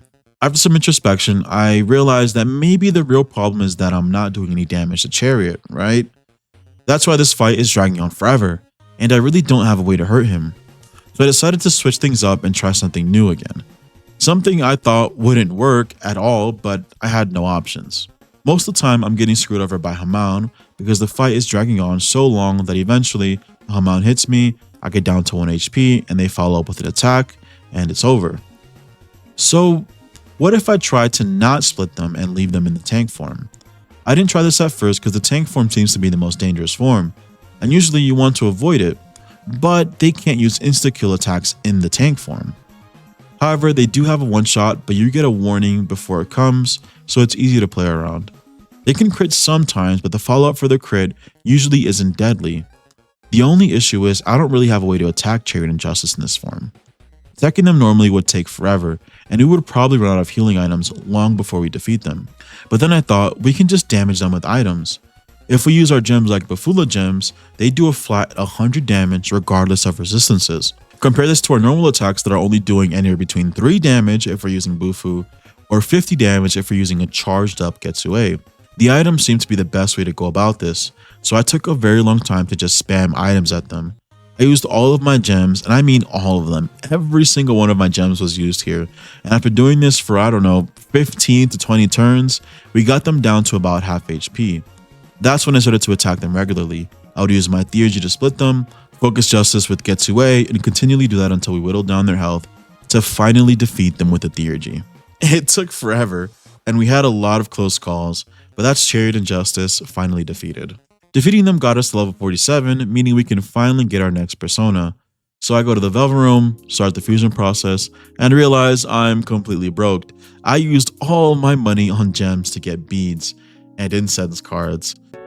Because I'm all out of money! So we have to grind out TARDIS a little bit more to be able to get the money we need to fuse our next persona. This persona's in-game description reads, an evil dragon that gnaws on the roots of Yggdrasil, the World Tree. It rules over the evil snakes that live there, capable of surviving Ragnarok by feeding on the slain corpses that drift to it. Our next persona is Nidhogg, or sometimes pronounced Nidhogg. This is a really cool and amazing creature. If you're curious about what the correct pronunciation is, they're both correct. In-game they went with Nidhogg as far as the spelling, and this is closer to what it is in Old Norse, and Nidhogg is what is usually used today when referring to them. Nidhogg was said to live at the roots of the World Tree, constantly gnawing at them. The World Tree, or Yggdrasil in Norse mythology, was believed to contain all of existence and all the realms. And gnawing at the roots of the World Tree is not a good thing. In fact, in many stories in Norse mythology, you can see people like Thor and Norns tending to the World Tree to make sure that all of the realms are safe and healthy. And if the World Tree were to collapse, it was believed it would plunge the world into chaos. It's said that the World Tree was in constant pain and anguish. For this reason, many have seen Nidhogg as evil because he is literally destroying what's keeping the quote-unquote universe together. This guy is an absolute menace if you think about the fact that the World Tree is probably massive, and he is also probably massive. He's a Germanic dragon that's sometimes depicted as a serpent. Many people see dragons as a serpent with wings, so there's many different ways to depict Nidhogg. I think the in-game model isn't as cool as I was hoping it would be after learning Nidhogg's lore, but I do think it's pretty interesting that they gave him a big set of teeth, because you would need a big set of teeth to gnaw at the World Tree, I suppose. The suffix of his name, Hor, literally means to bite or to chew, but the full name Nidhogg actually means the one who strikes with malice, or curse striker. Nidhogg is also often associated with Hel. He has been said to be in Nastrond, the corpse shore where evil people would wash up and Nidhogg would feast on their corpses. Nidhogg was actually used often as a term for people who were evil or just bad news in general. So not only was this a serpent, but it was also a title or word used to describe a certain kind of people. Aside from that, there are some other instances where we see Nidhogg in Norse mythology. My favorite instance is his relationship with the eagle at the top of Yggdrasil. They have an ongoing beef for a long time, and it's because of Ratataska. A squirrel at the World Tree is often running between Nidhogg at the bottom of the tree and the eagle at the top of the tree, spreading messages in between them. And usually they're hurtful, mean messages. Whether Ratataska is just bad at the game telephone, or if he's intentionally doing this, I'm not entirely sure. I personally believe he's just a silly little guy and wants to stir up some drama between them. The insults got so bad that Nidhogg shook in anger, vowing to kill the eagle. When he did this, the whole 9 realms shook. This is said to be one of the signs of Ragnarok, the apocalypse. Many also believe he's actually tied up in the roots of the World Tree, and Nidhogg escaping the roots is another sign of Ragnarok. For that reason, he seems to play an important role in it. As far as our in-game Nidhogg, It doesn't seem like his design really makes him look like that much of a menace to me, because I just imagine Needhor as a massive giant black dragon who looks terrifying, and Needhor here looks more like a snake caterpillar hybrid with teeth. That's something you might find in the ground when you're playing in your backyard. Regardless, gameplay wise, Needhor's innate skills are pretty bad. His whole kit is around poison. He uses Virus Breath, which is an almighty ailment attack, and has Stagnant Air and ailment boost. Then he also has a dark skill that is an insta-kill attack, which in this game isn't really useful for bosses, but it is useful for some small enemies. The only instance I've seen poison be super useful is for the Clairvoyant Relic, and that fight is long gone now. So we did mess around with fusing him a little bit to get him some better moves, and we got him a few magic attacks so we can start targeting some weaknesses. Needhor has quite a few resistances. He resists Pierce and nullifies Ice, Electric, and resists Dark. And in my last Persona 3 reload run, I was able to fuse him into something amazing, where he pretty much nullified most weaknesses, making him a really safe Persona to rotate out to. This time around, that's not the case. He does learn Null Light eventually. That covers one of his weaknesses, which means we'll just have a wind weakness. I didn't go too overboard with fusing him, I just kind of put what I could on him, and whatever was most convenient, because pretty soon we're going to get our next Persona, who is a lot stronger than Needhor, and we're using Needhor mainly just for targeting some Tartarus Guardian's weaknesses and to defeat some of the smaller shadows consistently. After fusing Needhor, I didn't spend a single minute in Tartarus. I spent way too much time in there already, and I am incredibly overleveled for the next coming bosses, so I decided to just go in with what I have, and we're facing the Hermit next. The Hermit is really straightforward. He uses electric attacks, charges up stronger electric attacks, and then when he gets low, he uses more electric attacks. Needhor nullifies electric, giving us a huge advantage. Hermit does use shark attacks here and there, every once in a while, but it's really not enough to worry about, and they rarely ever crit. So we basically just stayed on Needhor and spammed Bufudyne for the entire fight. We ran out of SP a few times, but we have a lot of SP items from grinding earlier on, so we can use those to maintain our SP, slowly defeating the Hermit and moving on. The amount of XP we're getting for defeating bosses is absolutely insane. It was already a lot early on, and as we get closer to the end of the game, we're getting huge XP drops and getting tons of levels because we're usually the last ones alive in boss fights. And we're doing everything solo, so we've already hit level 52, which is just 2 levels away from our next Persona. And I'm really excited about this next one, so I happily made my way to Tartarus and went through some Tartarus Guardians. I know I said I never want to go back to Tartarus, that you would have to shoot me to make me go back there or something along those lines, but I really want this next Persona because they're going to make the rest of this run so much easier. After all this suffering, we finally get to have something decent, and after grinding out 2 more levels from Tartarus Guardians, here is our next Persona's description. The German name of the hero in the epic poem of the Nibelungenlied, the dragon Fafnir's blood made him invincible, but a single leaf on his back resulted in a weak spot. That's right, this is Siegfried, one of my favorite Personas in this game, and a staple in most people's runs, because he's incredibly strong, and you get him in the mid game, and he can pretty much be used until the end game if you wanted. This is our first Persona on the list that actually has 2 origins in the Megaton wiki. You can see that he has 2 mythologies listed as his origin, Norse and European mythology. Siegfried is his German name, while Sigurd is his Norse name, and today we're going to be talking about Sigurd since this is a Norse mythology video. The story Sigurd is included in actually inspired the story of the Lord of the Rings. I'm not too familiar with Lord of the Rings, so I won't touch on it too much, but I will tell you Sigurd's story and what makes him so special. The story actually begins with Thor, Honir, and Loki out and about exploring the 9 realms. When they came across the land of the dwarves, they stopped near a waterfall to drink some water, and Loki spots an otter. Loki, thinking, hey, I can probably sell this otter's pelt for some money, he throws a rock at the otter, kills it, and takes his hide. Odin even congratulates him on doing a good job at skinning the otter. They eventually stop by the king of the dwarves with their brand new pelt, and it turns out the pelt belonged to the king's son. He's a shapeshifter who often takes the forms of an otter, and his name also happens to be Otter, spelled OTR. There are some variations as to how this happens. I've seen other stories where the dwarves overhear this part at a celebration. Regardless, the king of the dwarves was very upset by this. The king summons his 2 other sons and they bound the gods in place, demanding that they make some kind of restitution. At the time, war between the gods was something that no one wanted. It was very bloody, very long, and usually ended in both sides having a really bad time. So it was customary to provide gold or some kind of restitution if you take the life of another. That's what the dwarves demanded. And the king demanded a lot of gold. I mean an insane amount of gold. He demanded they bring enough gold to cover the pelt of the otter that stretched a ton, and that there shouldn't be a single hair protruding out of it. It needed to be completely covered in gold. So they set Loki free for some reason to go and grab the gold.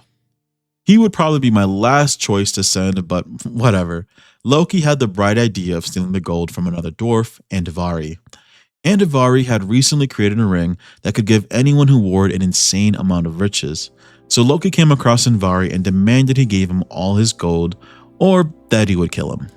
Andvari gives him all of the gold, and after seeing the ring, Loki obviously was like, yeah, let me have that ring, run your pockets, and he took Andvari's ring despite his pleas.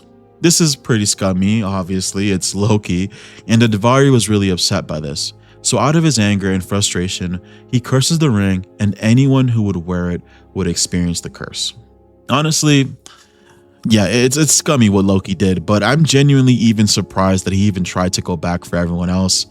I kind of would have expected him to just dip on them, but he did go back to the dwarves, presenting them the gold, and the gold ended up not covering the pelt and had a small hair protruding out. This upset the king of the dwarves, and he demanded that Loki gives them the ring as well. So Loki does. The dwarf takes the ring, puts it on, and is instantly cursed. Somehow Loki causes all of this in the first place, and he gets away from this completely scot-free, as he probably usually does. But of course, the ring is cursed, so Fafnir, one of the king's sons, demands that the king share his wealth, because his wealth is growing and it's plentiful, but the king refuses to. So Fafnir, out of pure greed, kills his father in his sleep, takes the ring, and takes off. The ring ends up turning Fafnir into a big poisonous dragon, and I mean like a very scary dragon that almost everyone was afraid of. And his other brother, Regin, is not cool with him murdering their dad. This is where our hero of the story comes in, Sigurd. He has a lot of things going for him. Well, first off, he comes from a long line of heroes that all eventually descend from Odin. He also has a divine horse named Granny. It is said that the horse was super fast, super intelligent, can carry almost anything, and can even walk through fire. So basically he was Shadowmere from Skyrim. On top of that, he has a pretty sick sword named Gram, meaning wrath or the sword of wrath. It's also been called Balmung. But the sword was said to be so sharp that it's able to cut an anvil in half. Regardless, Sigurd was in search of a feat worthy of a hero. In comes Regin. He tells Sigurd that he needs the dragon killed and tells him the best way to do it is to dig up a pit and catch the dragon lacking. Sigurd obviously sees some problem with this. He's worried that the dragon would squish him in the pit and kill him. He's also worried about drowning in the dragon's blood because this is a huge dragon. And Regin is actually just like, yeah, don't worry about it. Clearly showing to Sigurd that he doesn't really care about his well-being and that Regin might have an ulterior motive. Sigurd, being him though, was like, alright, whatever, I'm gonna fucking kill this dragon no matter what. While he was making the pit, he comes across a wise old man, who actually ended up being Odin. Sigurd had no idea, and it turns out Odin actually has been spending most of Sigurd's life guiding him, like helping him find his divine horse and helping him defeat Fafnir. But here he teaches Sigurd how to make some trenches in the pit so that he doesn't drown in Fafnir's blood. And with Odin's help, or the mysterious stranger from Sigurd's point of view, he was able to catch Fafnir lacking, kills him, and doesn't drown in the blood. But he does get covered in the blood, and what ends up happening is this dragon's blood makes him invulnerable, except for one spot on his back where there was a leaf. So that one spot on his back is the only part of his body that's not invulnerable. After defeating Fafnir, it was a really big deal. I mean, everyone was scared of this dragon. It was terrifying, and Sigurd reports to Regin. They talk a bit, and Regin tells him, job's not done. I need you to cook this dragon's heart and give it to me. And Sigurd says, yeah, whatever, man.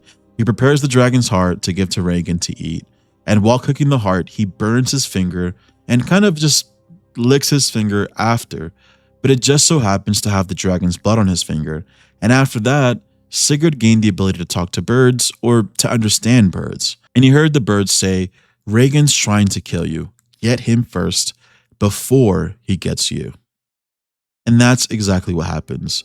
Sigurd takes his treasure, takes the ring, goes on his merry way, and lives out his life normally. But because of the curse on the ring, later on, he dies to a pretty complicated love triangle. And in his sleep, he ends up getting assassinated and stabbed right in the part of his back where he's vulnerable. Then the ring gets passed down from person to person, with every single person being cursed and experiencing some terrible thing. And that's the whole story. The story is mainly about greed and how it's going to end in people's ruin and how it affects everyone at some point or the other. But Sigurd is just that guy. He's him. Like, that's it. He's really cool. He's tough. He has an awesome sword, a divine horse, and in-game his design is just as cool. I do like his design. I have come to love it over time, and he's actually one of my favorite personas. He has his awesome legendary sword, and his design is very unique. I don't know if this is necessarily canon or related, but I do find it very interesting that Sigurd, or Siegfried in this game, is pretty strong. I mean, he's so strong to the point that you can use them throughout the entire run. And I think it's interesting that he's pretty much invulnerable, just like Sigurd in the story, except for one very small weakness, his dark weakness, which just so happens to be the most common element used by Takaya, this game's main antagonist. I don't know if that was intentional or not, but I think it's interesting and notice that small parallel. He also happens to have a shield on his back right where his vulnerability would be, which I think is awesome. But since Siegfried is so strong, I decided to not try to make a build for him or try to make this super complex fusion to make him very good. I don't want this run to be just about Siegfried, so I left him mostly the same. I could make a super insane busted crit build for him, but we'll be getting some more personas soon, and I want to be able to let them have some limelight as well, instead of this being all about Siegfried. Even without making a build, he's pretty strong. He gets Brave Blade, Slash Champ, Auto Rebellion, Auto Masuku, Crit Amp, and Charge, so he's very focused on hitting crits and doing a lot of physical slash damage. He also nullifies Slash himself. I ended up just using whatever personas I had available to create him, and ended up passing down Zeodyne and Meteorama, just to have some coverage while we unlock his other passives. And also because we don't have a way to heal still. Meteorama is our only way, and for the first time in this entire run, it's finally our turn to start bullying shadows, and we're just running through Tartarus, completely destroying everything, getting crits left and right. Of course, it's not super common since we don't have Apt Pupil or a perfect crit build, but we are still able to defeat most shadows with ease now. After getting to the top of Tartarus, we get access to our very next persona, and we're going to start getting all of them back to back. Her description reads, "A persona of another story. The true name of Freya of the Norse Vanir deities. Her name means Dis of the Vanir, Dis being a goddess, known to be a great beauty and a witch-like master of magic. I initially was planning to do this run for Persona 5 Royal first, but I really love Persona 3 Reload, so I decided to do it for this game instead, and I could see myself playing this game a million times without getting tired of it. But because of that, I almost missed this. I had never known Vanidus to be an alternate name for Freya, but we did end up catching it, and she is our next persona. Freya has a confusing and complicated history, so we're going to start with what we do know for a fact, mostly, then talk about what is potentially true or may not be true, what's debated, and theories and things like that. So first off, Freya is known for being the goddess of love, beauty, fertility, war, and magic. The word Freya literally means lady. There are different interpretations of what this actually means. It could literally mean the word lady as in a beautiful woman, and this is supposed to be a testament to her beauty, that she's so beautiful that all women are named after her. But I've also seen it be portrayed as the literal title, lady, as in the female version of Lord, which symbolizes some kind of power. Freya is a member of the Vanir, but is an honorary Aesir. So what's the difference between the two? So long ago, the Vanir and the Aesir had a war, and what distinguishes them is the Vanir were known for being more associated with nature and magic, while the Aesir were known to be more militant and orderly. Eventually, the war did come to an end, and in the process, Freya became an honorary Aesir. Freya also was known to practice Satyr, a type of Norse magic that was very powerful. It let her know the fate of certain things. She was able to manipulate people's desires, health, and prosperity of others, and her knowledge and power really didn't have much of an equal because of this. Freya also presides over Folkvangr, If you remember, this is the other place he would go to that isn't Valhalla if you were to die an honorable death in battle. There are poems that talk about her choosing half of the slain to go there, which to me doesn't make much sense because how does Odin choose who goes to Valhalla and she chooses who goes to Folkvangur? What if they want the same person? Again, a lot of the stuff contradicts sometimes and it's not very clear exactly how everything happens. Now, that's all the stuff that most people agree on about Freya. But here's where a lot of mystery and debate and theories come in. Freya is the most prominent goddess in Norse mythology, but there's still not much written about her. It was kind of a trend that women didn't get as much, let's say, screen time as men did in Norse mythology. And it didn't help that she was potentially chopped into two people. In Norse mythology, the next biggest prominent female figure is Frigg. Frigg has a lot, and I mean a lot of similarities to Freya, and was said to be Odin's wife. Freya has a husband named Other, and he is nearly identical to Odin, so it's led people to believe that these two are actually the same people, and that for some reason there has been different names used for both Freya and Frigg and Other and Odin. This has been a big topic that's been debated, and whether you subscribe to them being the same person or not determines what you think is true about her. Because if they are the same person, we get a better idea of who Freya truly is, and if they're not the same person, then we really don't know much about her. One of the most notable stories that we have of Frigg or Freya, if you believe they're the same person, is about her son Balder. It was prophesied that he would be killed at some point, and Freya went around to everyone and everything that she possibly could, collecting promises from people that they will not harm Balder. And I mean literally everything. She was talking to people, animals, and even rocks, getting promises from them that they would not hurt Balder in any way, with the exception being mistletoe, which Loki later on exploits. The last thing about Freya is that she has kind of been depicted as a person who is very loose sexually, and has been labeled as promiscuous and a lot of other negative terms. But over time, people have come to realize that this is actually very likely a Christian idea that has been mixed into the history of Norse mythology and is not accurate to who she is. The evidence suggesting this comes from a few sources. The first indication that she is promiscuous is from a poem where Loki famously takes the time to just make fun of every god, basically just like a roast session. And in his comments to Freya, he accuses her of sleeping with her brother. And when she got caught, she farted. I wish I was joking, but that's actually how the poem goes. And this may or may not be accurate. Loki is known to completely bullshit, and he could have just been rage baiting and starting drama. The other time that we see this topic comes up in a story that doesn't make much sense. To keep the story brief, at some point in the story, Odin commands Freya to find a true Christian, whatever the fuck that means, which makes absolutely no sense in the mythology. And in that story, she's depicted with laying with many men. And this is part of the reason many consider this idea to be a Christian idea and not actually be true to Norse mythology. Christianity at the time was not known for empowering women. Let's just keep it at that. But overall, if you want the most accurate picture for Freya, I would say at the very least she's a beautiful, powerful, intelligent, and strong woman, and was a role model and symbol for many. She was known to care about mortals as she was very responsive to those who made altars and offerings to her. And she might have also been Odin's wife.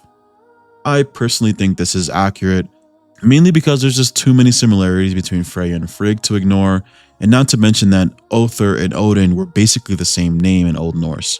If you add the masculine definitive article in to Other, you get Odin, meaning they are exactly the same word and they have the exact same meaning. As for her in-game design, I look at this and I kind of see the influence. This to me does not scream Freya or a divine goddess of beauty and war and fertility or nothing like that.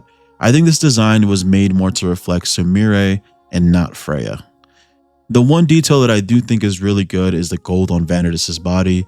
That indicates that she is likely some kind of goddess, and the wings, or rather the feathers around her waist, are a really big indicator that she might be related to Freya. We didn't talk about this specifically because it's kind of in the air, A lot of the stuff about Freya isn't concrete, but there are some theories that she was the leader of the Valkyries, or was a Valkyrie previously, given some of the things she's done, as well as her having a feather cape that allowed her to fly. The wings and feathers do make a small allusion to that, and it's a cool detail.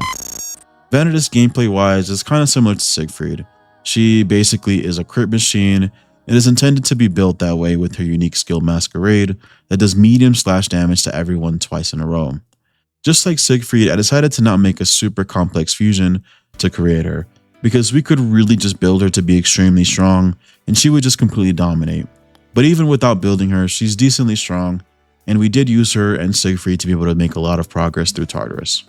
We later took on Fortune and Strength, and the only real persona that we can use here is Siegfried.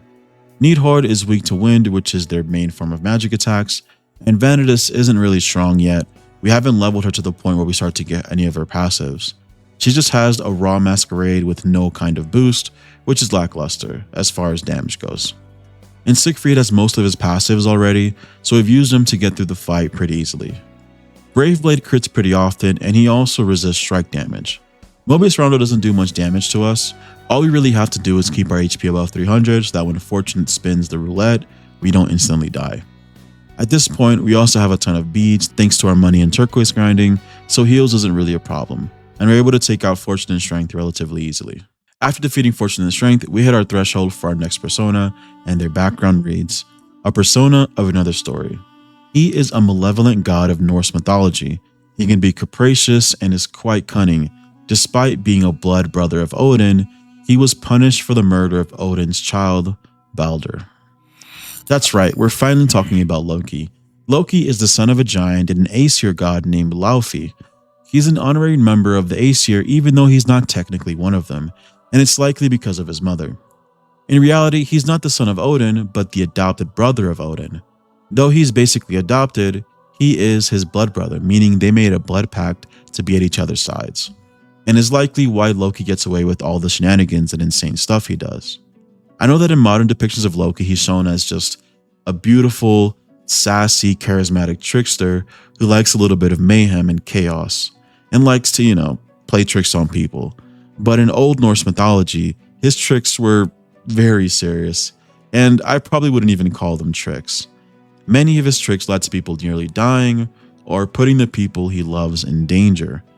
In Norse mythology, they usually refer to him as being mischievous, but I really think it is an understatement when you actually see what he's done.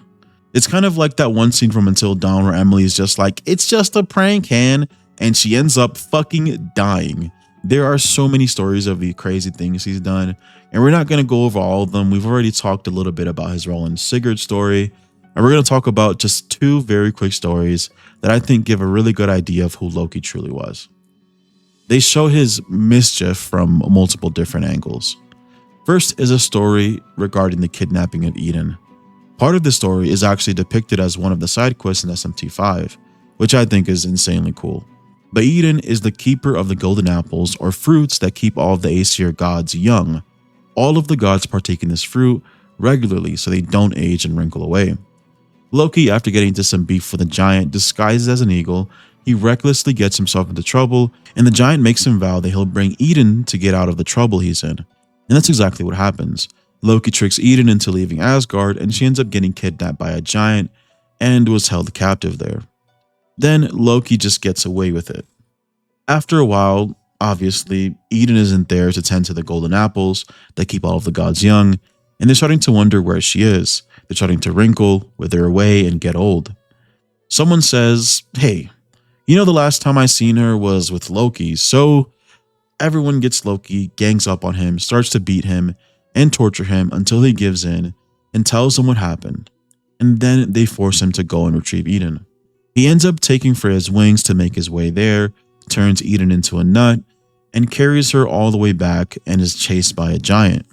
The rest of the gods helped and ended up killing the giant, and Eden returned home safely. This is a really big deal, just because he quite literally put everyone in Asgard in danger. Unsurprisingly, there's records of almost every god being worshipped except for Loki. There's quite literally nothing that has been found of people worshipping Loki or admiring him or praising him in any kind of way. And this is probably because he's constantly putting everyone else's favorite gods in danger and causing them a ton of trouble. Though Loki has a pretty big fan base today in modern fiction, including me, I personally think if you knew the things he'd done, and we're talking about the original Norse mythology version of Loki, many people would really not like him because he was much more than just someone who likes to play tricks. He was evil and enjoyed the suffering of others. The next act of his we'll talk about was his final act, and we're talking about the hand he had in the death of Balder. Balder was Freyg's and Odin's son, and he was known for being one of the kindest and most loving person in the land. And Loki absolutely hated his fucking guts. We did talk about this a little bit earlier. Frigg and Freya might be the same person, but Balder was having dreams for a while about his own death. In Norse mythology, dreams are prophetic, so everyone took it very seriously, and Frigg took the time to go through all of the 9 realms, talking to every living creature and object to get a promise from them that they will never hurt Balder. And Balder was so beloved and so kind that every single thing in the 9 realms agreed to not lay a single hand on Balder. With one exception. For some reason, Frigg never talked to Mistletoe, that being the one thing that could harm him, and when this was done, Frigg made it back to all of the gods. They got together and celebrated, because Balder's finally safe, and because of the promises that everything made to not hurt Balder, it was actually impossible for him to be hurt, and he was invulnerable. This was a big part of the party, and in their celebration they were all taking turns attacking Balder and throwing things at him like chairs and mugs, but it would just bounce off and break and he would feel no harm.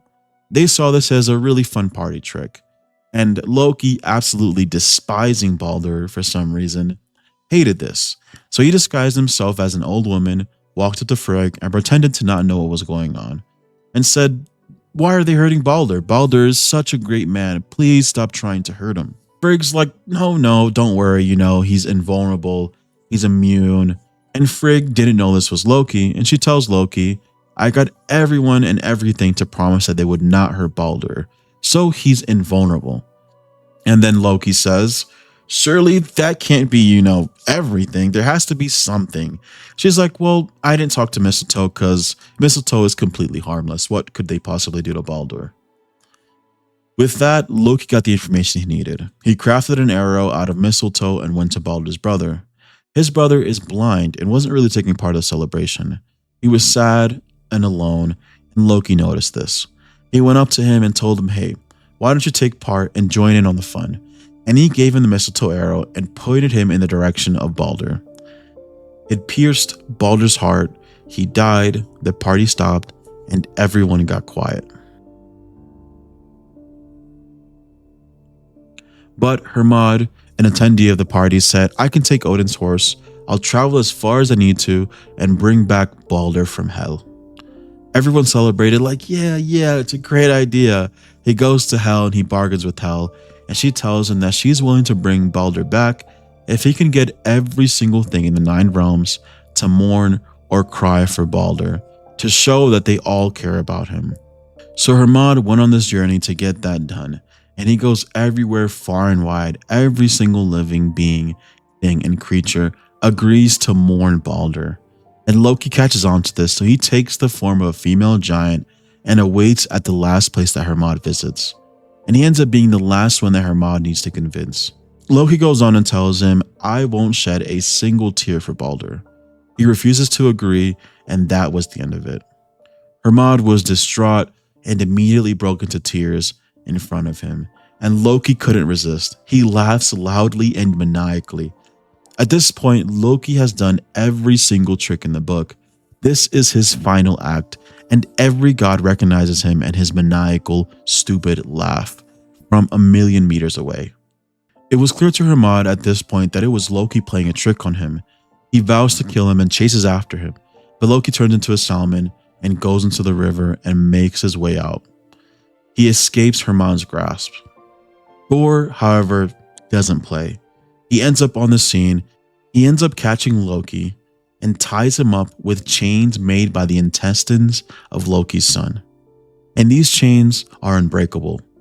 They also brought a snake with poisonous venom to hover over Loki, and the venom dripped on him continuously to cause him pain. and he was forced to be here for as long as the world existed. His wife did help him, and she was able to catch the venom with a bowl, but when the bowl was full, she would have to pour out the venom, and Loki would still get hit with the venom. He was genuinely cooked. But when Ragnarok comes, it's said all the chains in the world will break. And that's when Loki gets free, along with Nidhord and his son Fenrir. And speaking of his sons and children, he has many children, but the most prominent of which are Fenrir, Jormungandr, and Hel. This lineup is insane. These 3 children were said to be mischievous, but they all played an important role in causing Ragnarok, the literal fucking end of the world. So, haha, very funny. They like to make pranks and cause the literal fucking apocalypse. Having these 3 kids as children is like having Griffith, Hitler, and Satan as your kids. In game, there are 2 Lokis. This Loki that we're looking at now is unlocked at level 60 and is Akechi's Loki from Persona 5 Royal. And looking at his design, I don't really see much that would indicate to me that he's a trickster god, except for 2 main things that stand out to me. First is the pose that he's in. He's kind of in a careless, devious pose, as if he's cooking or planning something up. And I think his colorway actually stands out to me. I feel like the white and black stripes combined usually are used to confuse or mislead people, as you can see in hypnosis circles where there are those black and white colors clashing. You're supposed to look at him and get that same feeling, that he likes to cause confusion and maybe chaos as well. I'm sure there's something else I'm missing about his design that's inspired by Loki, and I just can't quite see it yet. And I'm sure some of you will catch it, and if you do, please let me know. But I think just like Vanidus, this design is mainly about it being a reflection of Akechi's character more than it is to reflect Loki. As far as Loki's kit gameplay wise, he gets access to Debilitate, Dark Skills, and Rebellion Blade, Akechi's strongest attack. It's an almighty attack that does a decent amount of damage and does more damage if an enemy is knocked down, and it can be useful, but it is super SP intensive, and making use of it in this run seems to be extremely difficult, because Almighty Boost and Amp are hard to come by, and I likely won't go to the trouble just to be able to use Rebellion Blade. A little after this, we took on Jin and Takaya. Their whole gimmick is that they can target your weaknesses, and I thought maybe like everything else in this game that I've fought, they probably have a pattern that I can take advantage of, so I didn't take the time to round out my weaknesses. Every single one of our personas has a weakness, with Siegfried and Vanidus having a dark weakness, along with Nidhord having a wind weakness. Siegfried and Vanidus are my strongest personas, and them having a dark weakness is very bad, since that is Takaya's favorite element to use. I try my best to do enough damage to defeat them before my weakness gets targeted, but unlike other fights, these guys actually do target weaknesses. They seem to analyze you and use the appropriate element. I really did put this to a test. I took note of the first few attacks they used, and then swapped it up and brought out Nidhord, who is weak to wind, which is an element that they tend to not use, and they immediately targeted that weakness, showing to me that these guys are not playing around. I spent a lot of my time trying to defeat them, but my dark weakness just made it impossible for me to move through this, and I ended up dying consistently every single time, because my weakness made it so that I was getting hit with a guaranteed insta-kill each time. Then they would get a one more and follow up and defeat me consistently. My only solution was to maybe do enough damage to defeat them before they get to attack my weakness, but Jin and Takaya have a mechanic where you can't get their HP below a certain amount until after like 3 turns or so. This is so they can monologue and keep the fight consistent, so you don't just one-tap them and completely blaze through the most important fight in the game. What this means for us is no matter what we do, they're always going to get the chance to act and defeat me. And I tried this again and again, hoping that maybe I can get good enough RNG, or maybe by blocking at the right time, things would work out, but nothing was working. My only option was to fuse Vanidus again. I didn't want to refuse Siegfried since he had all those passives unlocked already, and it would take a while for us to get those back. And after looking at all the personas that I have and the abilities that I've already learned, I can actually fuse Vanidus with personas I already have, and I don't have to train anyone up. The only issue is, doing it this way, I'm not able to get Resist Dark, because I need Anubis. And training up Anubis would take a very long time, and I'm kind of tired of training up personas at this point. Anubis is also part of the Judgment Arcana, which you don't unlock until January, so I just can't go back to an order save and grind up a Confidant. The only option I have is level grinding. So I ended up fusing Vanidus with Evade Dark instead, since it was the only passive I could get without having to train a persona up. Vanidus still has a dark weakness, but she has Slash Amped, At Pupil, and Crit Amp, which we all got mostly from Siegfried. That should help us do some more damage as well as increase our chances of defeating them.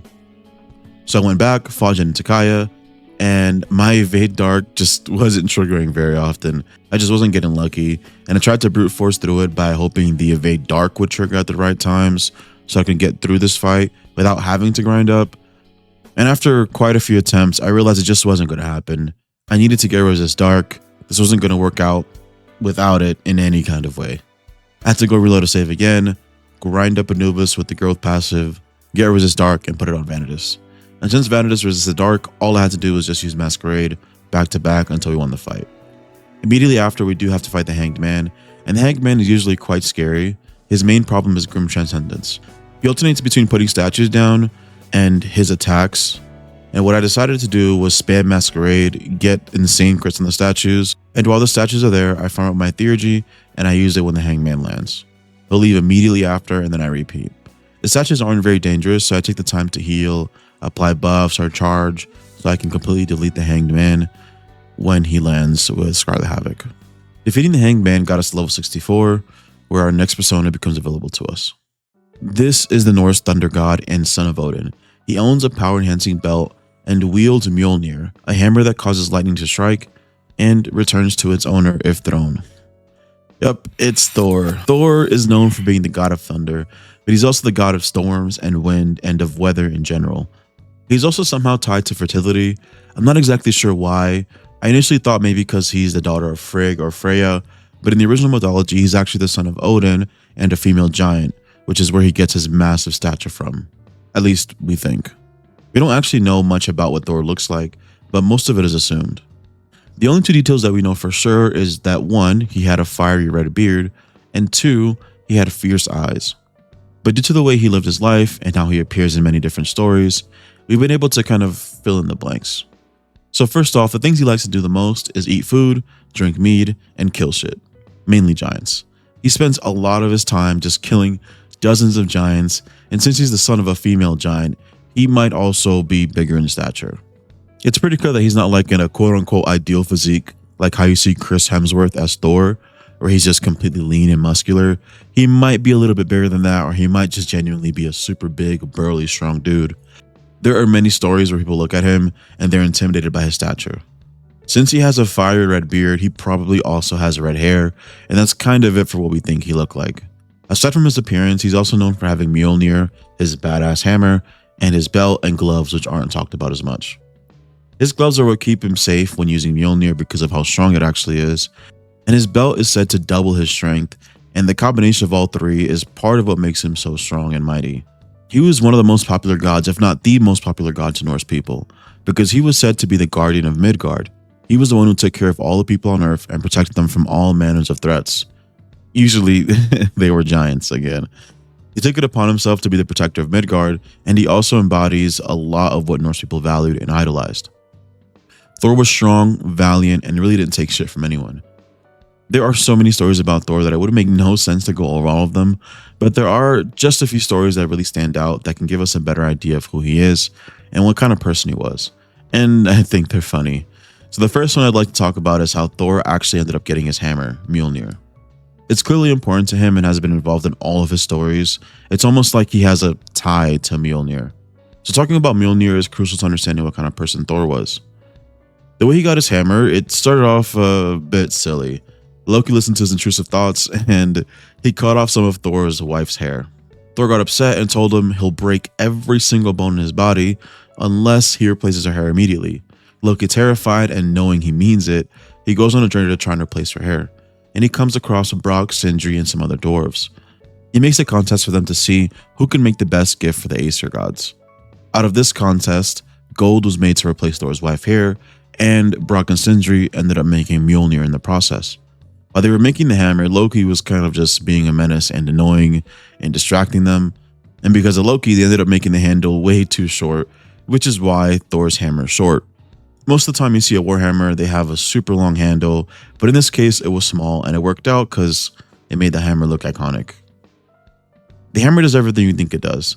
Most of popular media gets it right. He can throw the hammer, he can recall it and it comes back to him. He can use it to strike people with lightning, and it's a strong hammer. He uses it to inflict fear upon his enemies. In fact, most giants are terrified of Mjolnir, because anytime Mjolnir steps into Jotun's realm, a lot of giants die, and Mjolnir is usually accompanied by the sound of thunder and Thor. Thor's hammer rarely ever leaves his side, but there is a story where he ends up losing it. It was presumed to be a person named Thrym who was responsible. Thrym told Loki that if they want to get Thor's hammer back, they have to give them Freya as a gift to wed. Thor, absolutely distraught by not having his hammer, says, "I'm cool with this, let's just give her away, fuck this bitch." Freya was obviously not on board. She was like, "Hell fucking no, I'm not going to be giving to someone as a gift." Heimdall comes up with a great idea to ambush them, where Thor would dress up as Freya, wear a wedding gown to cover his face, and put on a dress to infiltrate, and when the hammer is near, they attack and take the hammer back. Thor was not on board with this plan. He said this is not happening.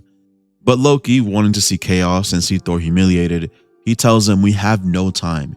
We have to do this right now or we're going to lose Mjolnir," and just puts pressure on Thor, and eventually Thor gives in. They dress him up, and the funniest part is that Loki joins in for fun. He ends up dressing up as a servant girl, which he absolutely did not need to do.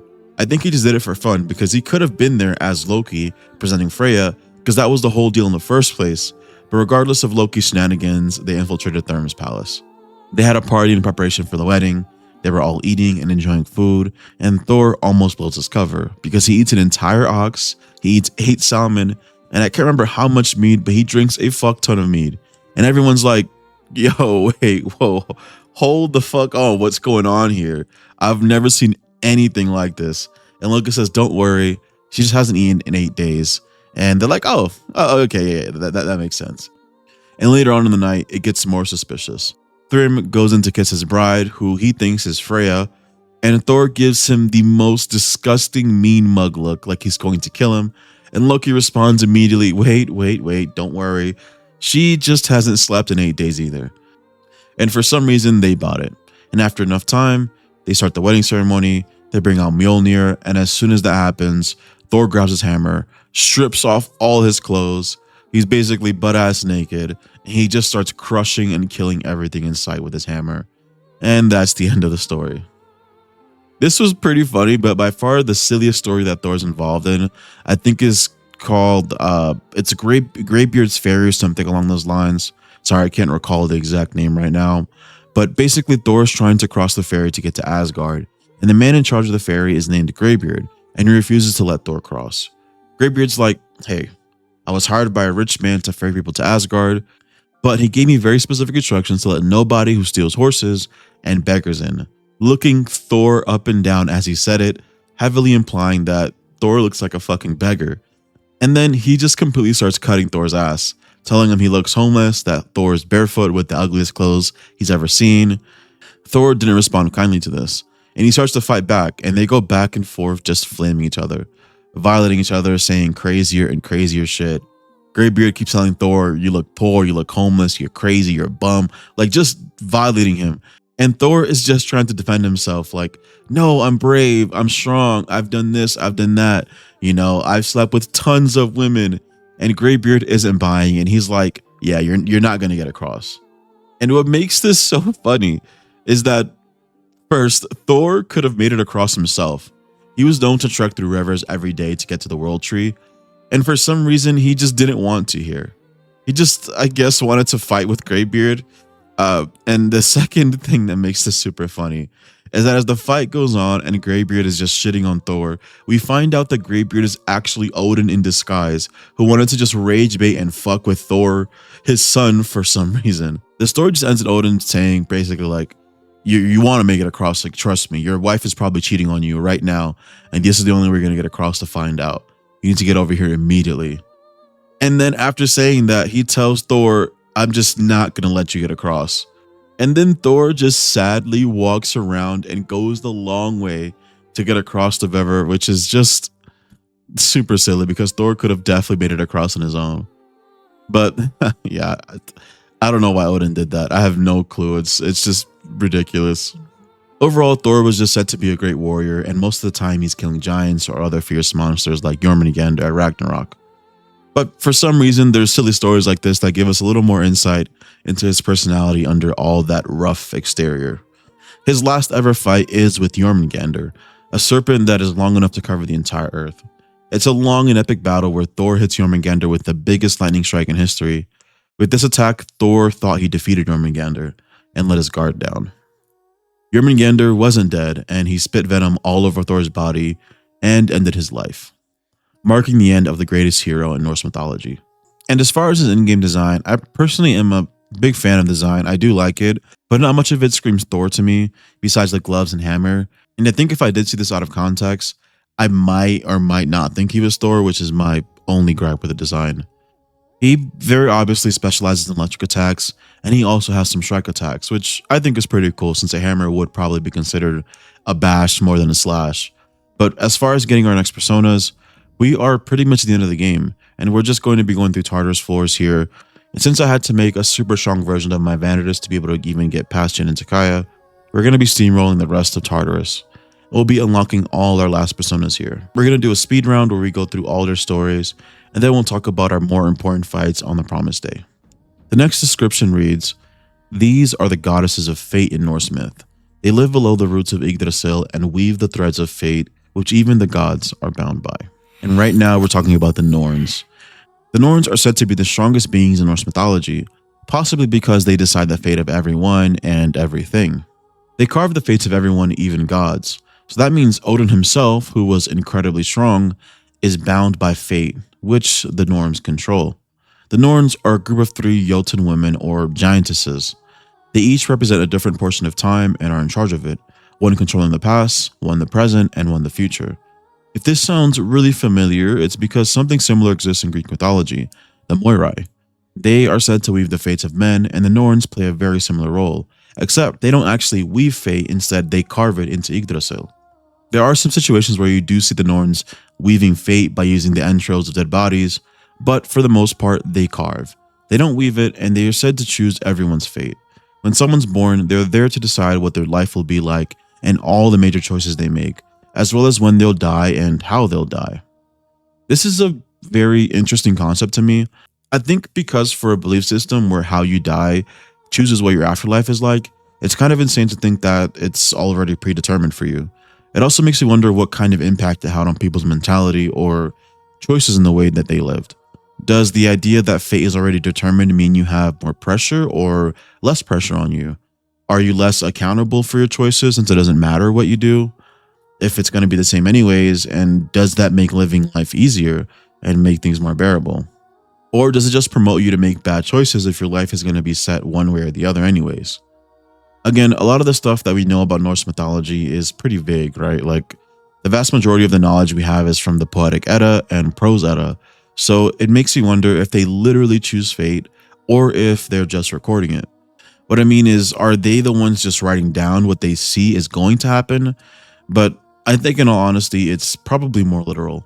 I think they literally mean that these people are choosing people's fates and that everyone is bound by it. There's also speculation that there's a cruel Norn or multiple cruel Norns that are referred to many times throughout Norse mythology, especially in the story we talked about earlier with Andvari. This is the dwarf that made that gold cursed ring in Sigurd's story.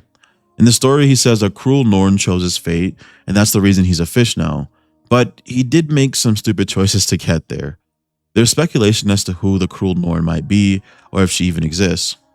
It could be one of the 3 Norns that we know, but more likely it's one of the other Norns that exist. Turns out, aside from the 3 main Norns that are referred to, apparently each race has their own set of Norns. There's Aesir Norns, Giant Norns, Dwarf Norns, and they all are working together separately to carve fate, which sounds kind of insane to think about. I don't know exactly how this works. It would make sense for them to each have their own little realm that they work on, but they're all set to do the same thing, which sounds chaotic. Because if you ever played the Alan Wake games, he's the only one writing a story that's coming to life, and it's just mayhem. Of course, my baby boy's not all there mentally, unfortunately, but his power to write reality just causes pure chaos. He writes things into existence just like the Norns, and it's so chaotic, and I just can't imagine what it would be like having multiple sets of trios all writing reality at the same time.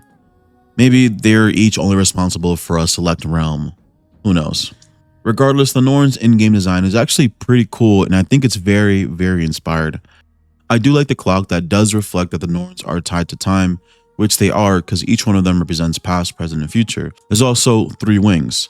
I believe there's 2 women carved on the sides of this persona, with the woman on top, totaling to 3.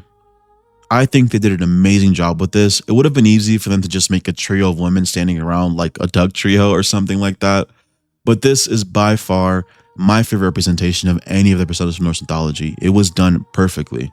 Gameplay wise, Norns specialize in wind and healing magic. They get Pantaray, a strong wind attack, Meteor Rahan, and Salvation. Maybe their wind affinity is in relation to the term going where the wind takes me, a phrase used to let fate handle things. And the healing skills could be a nod to the Norns' duty to heal the world tree Yggdrasil. I think it would have kind of been interesting if Norns played more of a buff and heal role.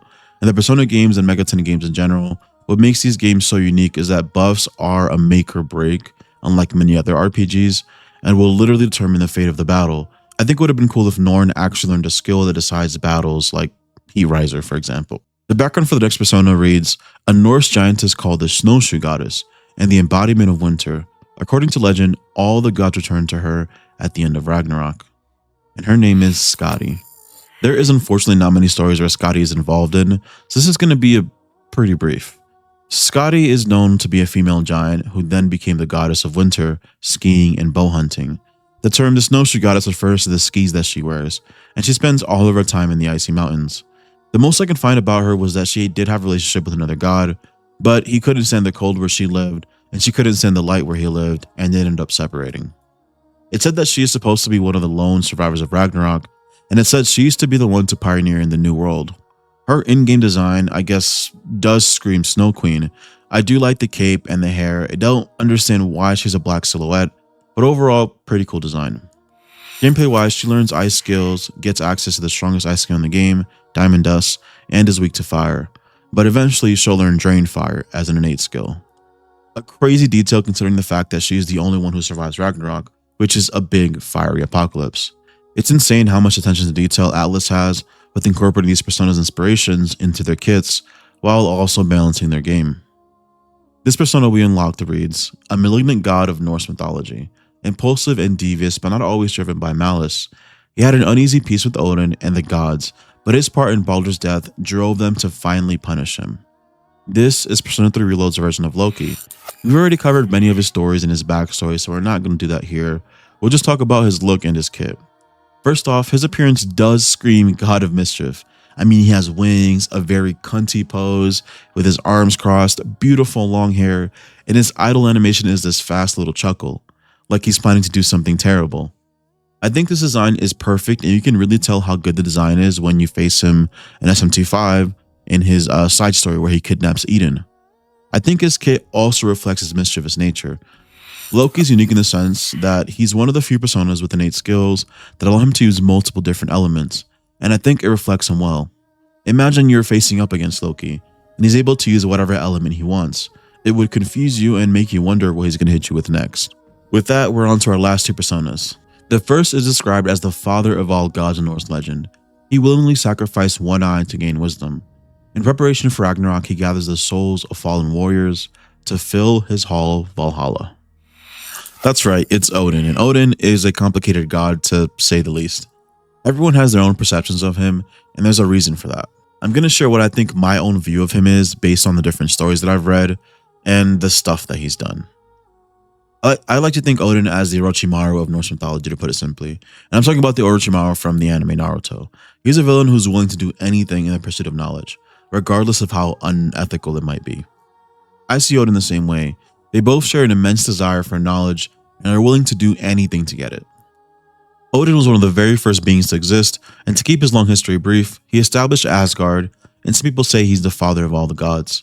Whether that's literal or not isn't very clear because he has literal sons like Thor and Balder, so it's not really clear what that means, but it is clear that he is above all the other gods. He was known to be associated as the god of war, wisdom, magic, nature, and poetry, which sounds like a really cool combination, but when you look at the Norse ideals at the time, this is pretty contradicting and is why Odin was a controversial god. At the time, war and wisdom were mainly associated with masculinity, and magic and poetry were associated with femininity, so a male god being well versed in those aspects was controversial and disliked by many. The reason Odin was well versed in all these aspects was because he had an insatiable hunger for knowledge. If I had to sum up Odin in one sentence, I would say Odin will do anything to know everything, and he couldn't give a single shit what people thought about him. If I personally held this belief system, I think Odin would be the god I looked up to or revered the most. As far as his personality, he had an insatiable hunger for war and conflict, on top of his insatiable hunger for wisdom. It consumed him to the point where if there isn't actually an active conflict going on, he was known to manipulate his friends and cause conflict just to be involved in it. We can add that to the list of reasons of why he's a controversial god. What's really interesting about Odin is that the people who worshipped Odin or revered him the most were all from different social groups. Since Odin was known for his wisdom and his pursuit of being at the peak of knowledge, the people who wanted to be the best at their craft tended to like him a lot. So people like kings who wanted to be the best king possible, and all the way down to criminals who were the best criminals, who know everything about what they're doing. It was very unique, since most of the time people who worship the same gods all came from the same circles. So we've discussed what he's willing to do to satisfy his hunger for war, but what was he willing to do to gain wisdom? Well, first, he was known to dress up as a poor traveler in tons of different stories, and he was known to leave his throne to just go pursue knowledge amongst the world and just be involved in things. In just the stories we talked about, he was a wise old man in Sigurd's story and a ferryman in Thor's story. This was seen as a pretty shameful thing for a king to do. The idea was that kings should be at their throne, not neglecting their duties or personal affairs. We can add that to the list of reasons Odin was controversial. He's made some other sacrifices to gain wisdom. Early into his life, he pursued Mimir. Mimir is known for being the most knowledgeable person in all the realms, and he spends most of his time in isolation, drinking from a well that is said to give him his knowledge. Odin approached Mimir asking if he could drink from the well, and Mimir told him, "Sure, but you'd have to give me one of your eyes." Why an eye? It was said that Odin's eyes were able to see everything. They were all seeing and that you can see very far with them. Odin, without hesitation, just rips his fucking eye out like he's a goddamn Uchiha and hands that shit over. Odin had no idea if Mimir was joking. Mimir could have not even meant what he said. It didn't matter to Odin though. He wanted the knowledge no matter the price. Odin hands over the eye and Mimir looks at the eye, probably frightened. Like, sure buddy, I guess, just chug this cup of water and get your crazy ass the fuck out of here. You gotta recognize Mimir isolated himself from the world. This is probably one of his only interactions with another person in his whole life. This shit probably shook him to his core. The water from the well gave Odin an immense amount of knowledge, but that just wasn't enough. We've talked about the Norns already, right? They're the ones who are known to carve the fate of every being into the trees of Yggdrasil. And they do this by carving some runes that only they understand. And Odin just couldn't have that. He wanted to be able to understand these runes, and the Norns told Odin, to have the ability to read runes as powerful, you would have to give up something just as valuable. Odin thinks, I'm the All-Father. What can be more valuable than the life of the father of all gods? He decides to hang himself and stab himself with his magical spear, then never misses its mark. He instructed all of the gods to let him be, and he hung there for, I believe, 9 days. Until eventually he was able to understand the runes. He nearly took his own life just to know something that he didn't know. When he gained the knowledge, he gained a lot of powers like raising the dead, healing and protecting allies, summoning love, and all other kinds of insane stuff. I think it's very interesting that in the modern depictions of Odin, they portray him as a paranoid god, and I think it really does fit well into the kind of person he was. Because his desire for constant war and knowledge made him seem like this very controlling person, right? At least to me. To me, someone who needs to know everything seems like they're the kind of person that needs to control everything. And while this isn't really discussed in the stories that we read about him, it does make logical sense to make this conclusion based on what we already know. To add more to this point, there are instances in Norse mythology where he's trying to control things that are out of his power. Which is ironic, right? Because I feel like in most belief systems, or in general, people believe the more enlightened you are, the more you're able to recognize things that are out of your control and accept them. But it was the opposite with Odin. For example, it was said that Fenrir, Loki's son, was going to kill Odin during Ragnarok, and after finding this out, he tries his best to bind down Fenrir with chains. It doesn't really work out the way he wanted, because when Ragnarok happens, it's said it will break all the chains in the 9 realms, including Fenrir's chains. And just like it's prophesied, Fenrir ends up being Odin's cause of death. Odin's design in game is pretty interesting to me, just because he kind of looks like, I don't know any better way of saying this. He looks like an extra from the Dragon Ball Z series, like he could genuinely be one of Frieza's henchmen. He does have a pretty cool crown and a drape and a horned helmet.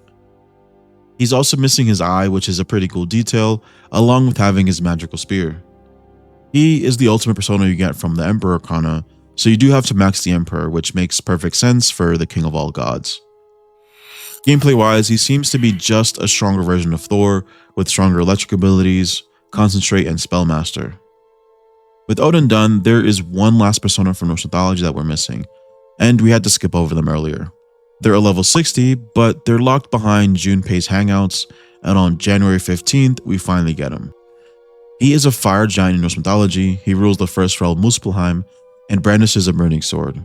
At Ragnarok, he will set the world ablaze. Our last persona is Surt. Surt was the lord of the fire giants. He reigned over Muspelheim, a realm covered in fire. Surt meant the word black and was very likely a reference to his black, sooty appearance. He was probably all covered in fire and wielded a burning sword. It was said that he would be the one that the Aesir and the Vanir would have to fight during Ragnarok. It's a battle that the gods unfortunately won't win. Surt will be the victor and he will set the whole world ablaze, destroying the world as we know it and starting a new age. Surt being the lord of the fire giants, I imagine he's huge and his in-game design is pretty big. I mean, he already looks huge, and to add to his size, in-game he's on his knees. It's an attestation to how giant he really is. He also has his burning sword that we've seen in the stories about him. I really do love his depiction, and in SMT5 I love it even more. In the canon of creation, he's one of the main antagonists, and his flames were so hot that you couldn't access him without some kind of magic. And when you manage to get into the fight, his presence is overwhelming. Everything is destroyed, presumably by his own hands. The area around him is intimidating. All you can see are his flames and the darkness left from the destruction. You can almost feel just how oppressive and strong his flames are. I think it's the best representation of what it might have been like to fight him during Ragnarok. You can only imagine their fear and anguish as the strongest beings in the universe fall one by one trying to protect their world, but to fail nonetheless. Surt is by far one of my favorite bosses in any JRPG, and they executed his fight so well in the canon of creation. In Persona 3 Reload, his innate skills all revolve around strong magic damage. He has Inferno, Magarudyne, Fire Amp, and he has slash damage, which is just on brand for him with this huge flaming sword. He even has the ability to drain fire, which is pretty insane for a level 60 persona. But I guess in this game, you can't get him until the end of the game, so it works. With Surt done, that's all of the personas in Persona 3 Reload that are inspired by Norse mythology. I really hope you enjoyed all the lore we went over. We are still going to talk about the last few fights since they did cause me some trouble, but most of Tartarus was pretty easy. Vanitas destroyed everything, and whenever we didn't use Vanitas because someone resisted slash, we used our other personas that all have strong magic attacks. I'm very excited to go into the final fight because we'll probably be able to actually use all of our personas. It was kind of unfortunate that they're all at the end of the game, so we didn't really get to showcase their abilities as much as I would have liked to. But we will be able to in these final fights, and since we've covered all of the lore, it's finally time for us to permanently leave the Velvet Room. You have been the most remarkable guest. To catch you up on what's been happening gameplay-wise, in the past few months we spent most of our time fusing personas. We haven't really made any builds for them with the exception of rounding out some of their weaknesses. We've also unlocked all our theurgies. Jin actually targets weaknesses in this fight, not like some other bosses. I made the mistake of initially going in with some of my personas that have weaknesses like Needhorde and got deleted. Even though our personas are pretty strong, his ability to attack our weaknesses usually means we'll die in one very quick chain of one Morse, so I decided to only use Vanitas for this fight. Vanitas is extremely strong, her Masquerade just does so much damage, but we can't unfortunately just speedrun the fight. Jin and Takaya both put caps on our damage, but once Jin is low enough, he'll inject himself with a serum that heals him to full HP and makes him do a lot of damage. It's kind of insane how much damage he does because even with using beads, he's destroying us. You can see here he's taking our health from full to 0 without a problem. We needed to use Debilitate on him, but I couldn't safely use Debilitate since he kept getting me down to 1 HP. Loki does know Debilitate, it just wasn't safe for us to do that. But we got lucky, he didn't kill us and we defeated him. If we didn't have Endure here, he definitely would have wiped us in these last 3 turns. Takaya is very similar to Jin. You can't get him below a certain amount of HP, no matter how hard you hit him. He can target your weaknesses, but he tends to stick to dark attacks. We've already removed our dark weaknesses from Vanitas because of our last fight with Takaya. Takaya has the ability to constantly drain our SP, which is pretty annoying. Thankfully, we have SP items and have beads in case we need to heal. The most dangerous part about this fight is when he triggers his Theurgy. He doesn't really indicate this to you, and it usually comes out of nowhere, so I prepared by using Debilitate on him, and his smartass just removed the Debilitate, but I could do this all day. I put Debilitate back on him, and anytime he tried to remove it. I put it back on so he doesn't erase me with his Theurgy. He uses his big attack, and we survive it. However, we're very close to death, and I suspected he would use a dark attack next. His Debilitate is already worn off, so I swapped to Loki, who nullifies dark, used Debilitate, and then we finally defeated him. Then that finally takes us to our last battle with Nyx. I kind of went in there half-assing it. I figure I've already beat Nyx in a hardcore Nuzlocke, and I was like, this can't be as hard. She's going to be a baby, and because of that, I suffered a lot. I died a few times towards the end of her long fight. I think we tempted her a total of 3 times, and I was just trying to brute force my way through it with Vanitas, because Vanitas has literally been carrying us for the past few months, and through every fight. But Vanitas wasn't enough. I ended up making a quick strategy similar to the one I did for my Nuzlocke, where I assigned a different persona to each phase to survive it. Nyx's first phase, the Fool Arcana, doesn't do anything until you attack her. Next phase, she'll use mainly fire attacks, so I decided to pull out Cert. All of my other personas that aren't Vanitas aren't very strong. I didn't spend much time grinding them up or doing any of those long fusion chains that you've seen me do for my previous personas. The damage they do isn't anything exceptional. I just sat here for a while with Cert. I drained all of Nyx's fire attacks and just kept attacking with Deathbound, which is doing almost nothing. But eventually we get through the phase. Next is the Priestess phase, where she'll only use ice damage, and our Norn repels ice, so we swap to Norn, spam Panta Ray, and use a lot of our SP. It was pretty safe, we could never die, and maybe 10 Panta Rays later, we moved on to the next phase. Nyx will attack immediately after you defeat a phase, so you have to be aware of that, and swap to the appropriate persona that's going to work for the following phase. If not, you can get one tapped.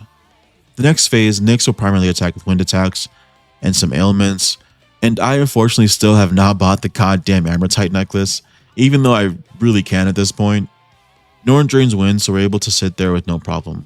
I think Nyx's boss fight is one of the coolest bosses, because you usually have to use all your personas to the max their ability, and it's especially very fun for this run, where I didn't really get the chance to use all my other personas.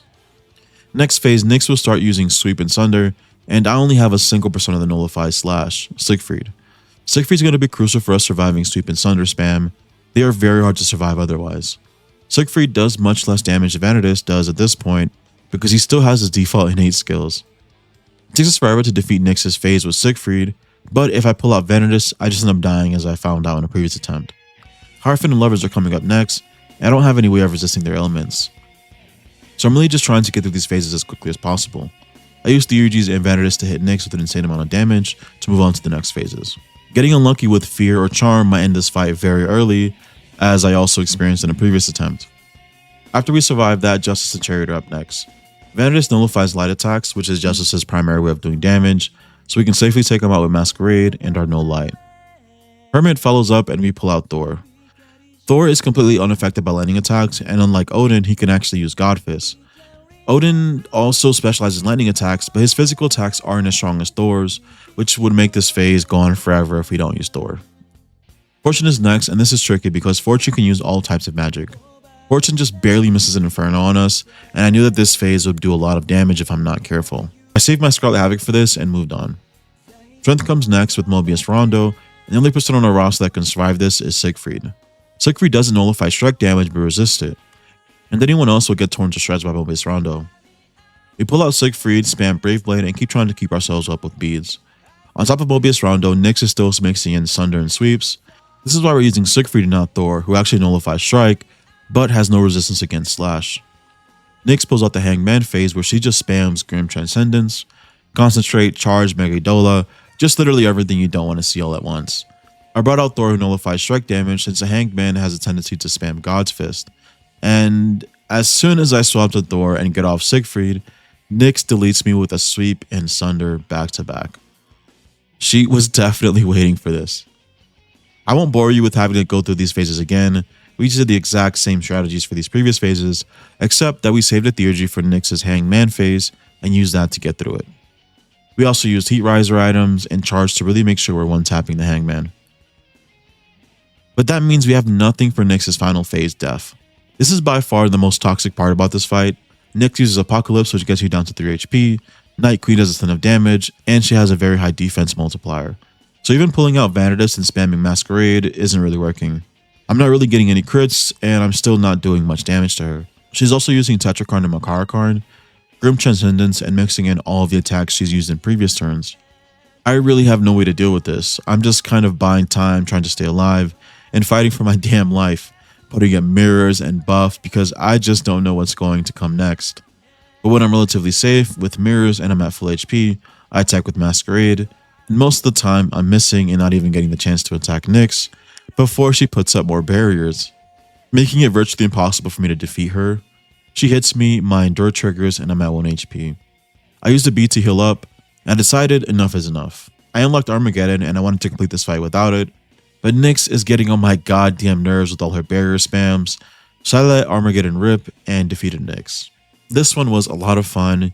I've never done a solo run like this before, and it was pretty difficult, I'm not gonna lie. Having Valkyrie alone for a long time was extremely hard, and I think I'll probably modify the rules if we do continue the series, because I don't like the only answer to soft locking being just over level an insane amount, which is what we had to do during the Hierophant and Lovers fight. And the whole idea behind banning skill cards was to force us to use our persona's innate skills and their base kit. This was to try to keep them as true as possible to how the persona is naturally, but it just made some scenarios impossible or difficult to get through. My solution always ended up being making super long chains of fusions, and through doing these fusions, I found out you can pretty much get anything you want on any persona. I didn't know it was like that, so banning skill cards was kind of dumb. I think for the future we're going to allow skill cards, but we'll restrict the skill cards to be something that the persona can likely learn naturally at some point. What I mean by that, for example, Thor, we can maybe teach him other lightning moves and electric break, along with some other more strike attacks. And we'll be allowed to round out his weaknesses and give him passives, but that would be the extent of what we can do. I wouldn't be able to give him fire attacks or almighty attacks, for example. And that's what I'm thinking will be the norm going forward for the next runs. It'll still force us to use persona skills how they're meant to be used naturally, and still make it possible to get through the game without having to overlevel. So let me know what you think about that. Or maybe instead we can add a rule where if we ever hit a point that we're hard stuck, we can spawn the next persona on our list with a mod or something. So the challenge doesn't become grind for 4 hours to get past the next boss, because it wasn't fun for me to do, and I don't think it's fun to watch. That solution is just kind of stupid and not my favorite thing to do, so that's probably what we're going to do for the next set of rules. I'd love to hear your feedback and if you have a better idea on how to make the rules better. And seriously, if you really did enjoy this, let me know what mythology you want to see next, because I'll probably be working on the next installment of the series right after this drops. But for now, it's been great having you. I'm Eldian Devil, but you, my friend, can call me Devil. You're worthy, you're beautiful, and I'll catch you in the next one. 光の粒まどろむ君に注ぐ忘れ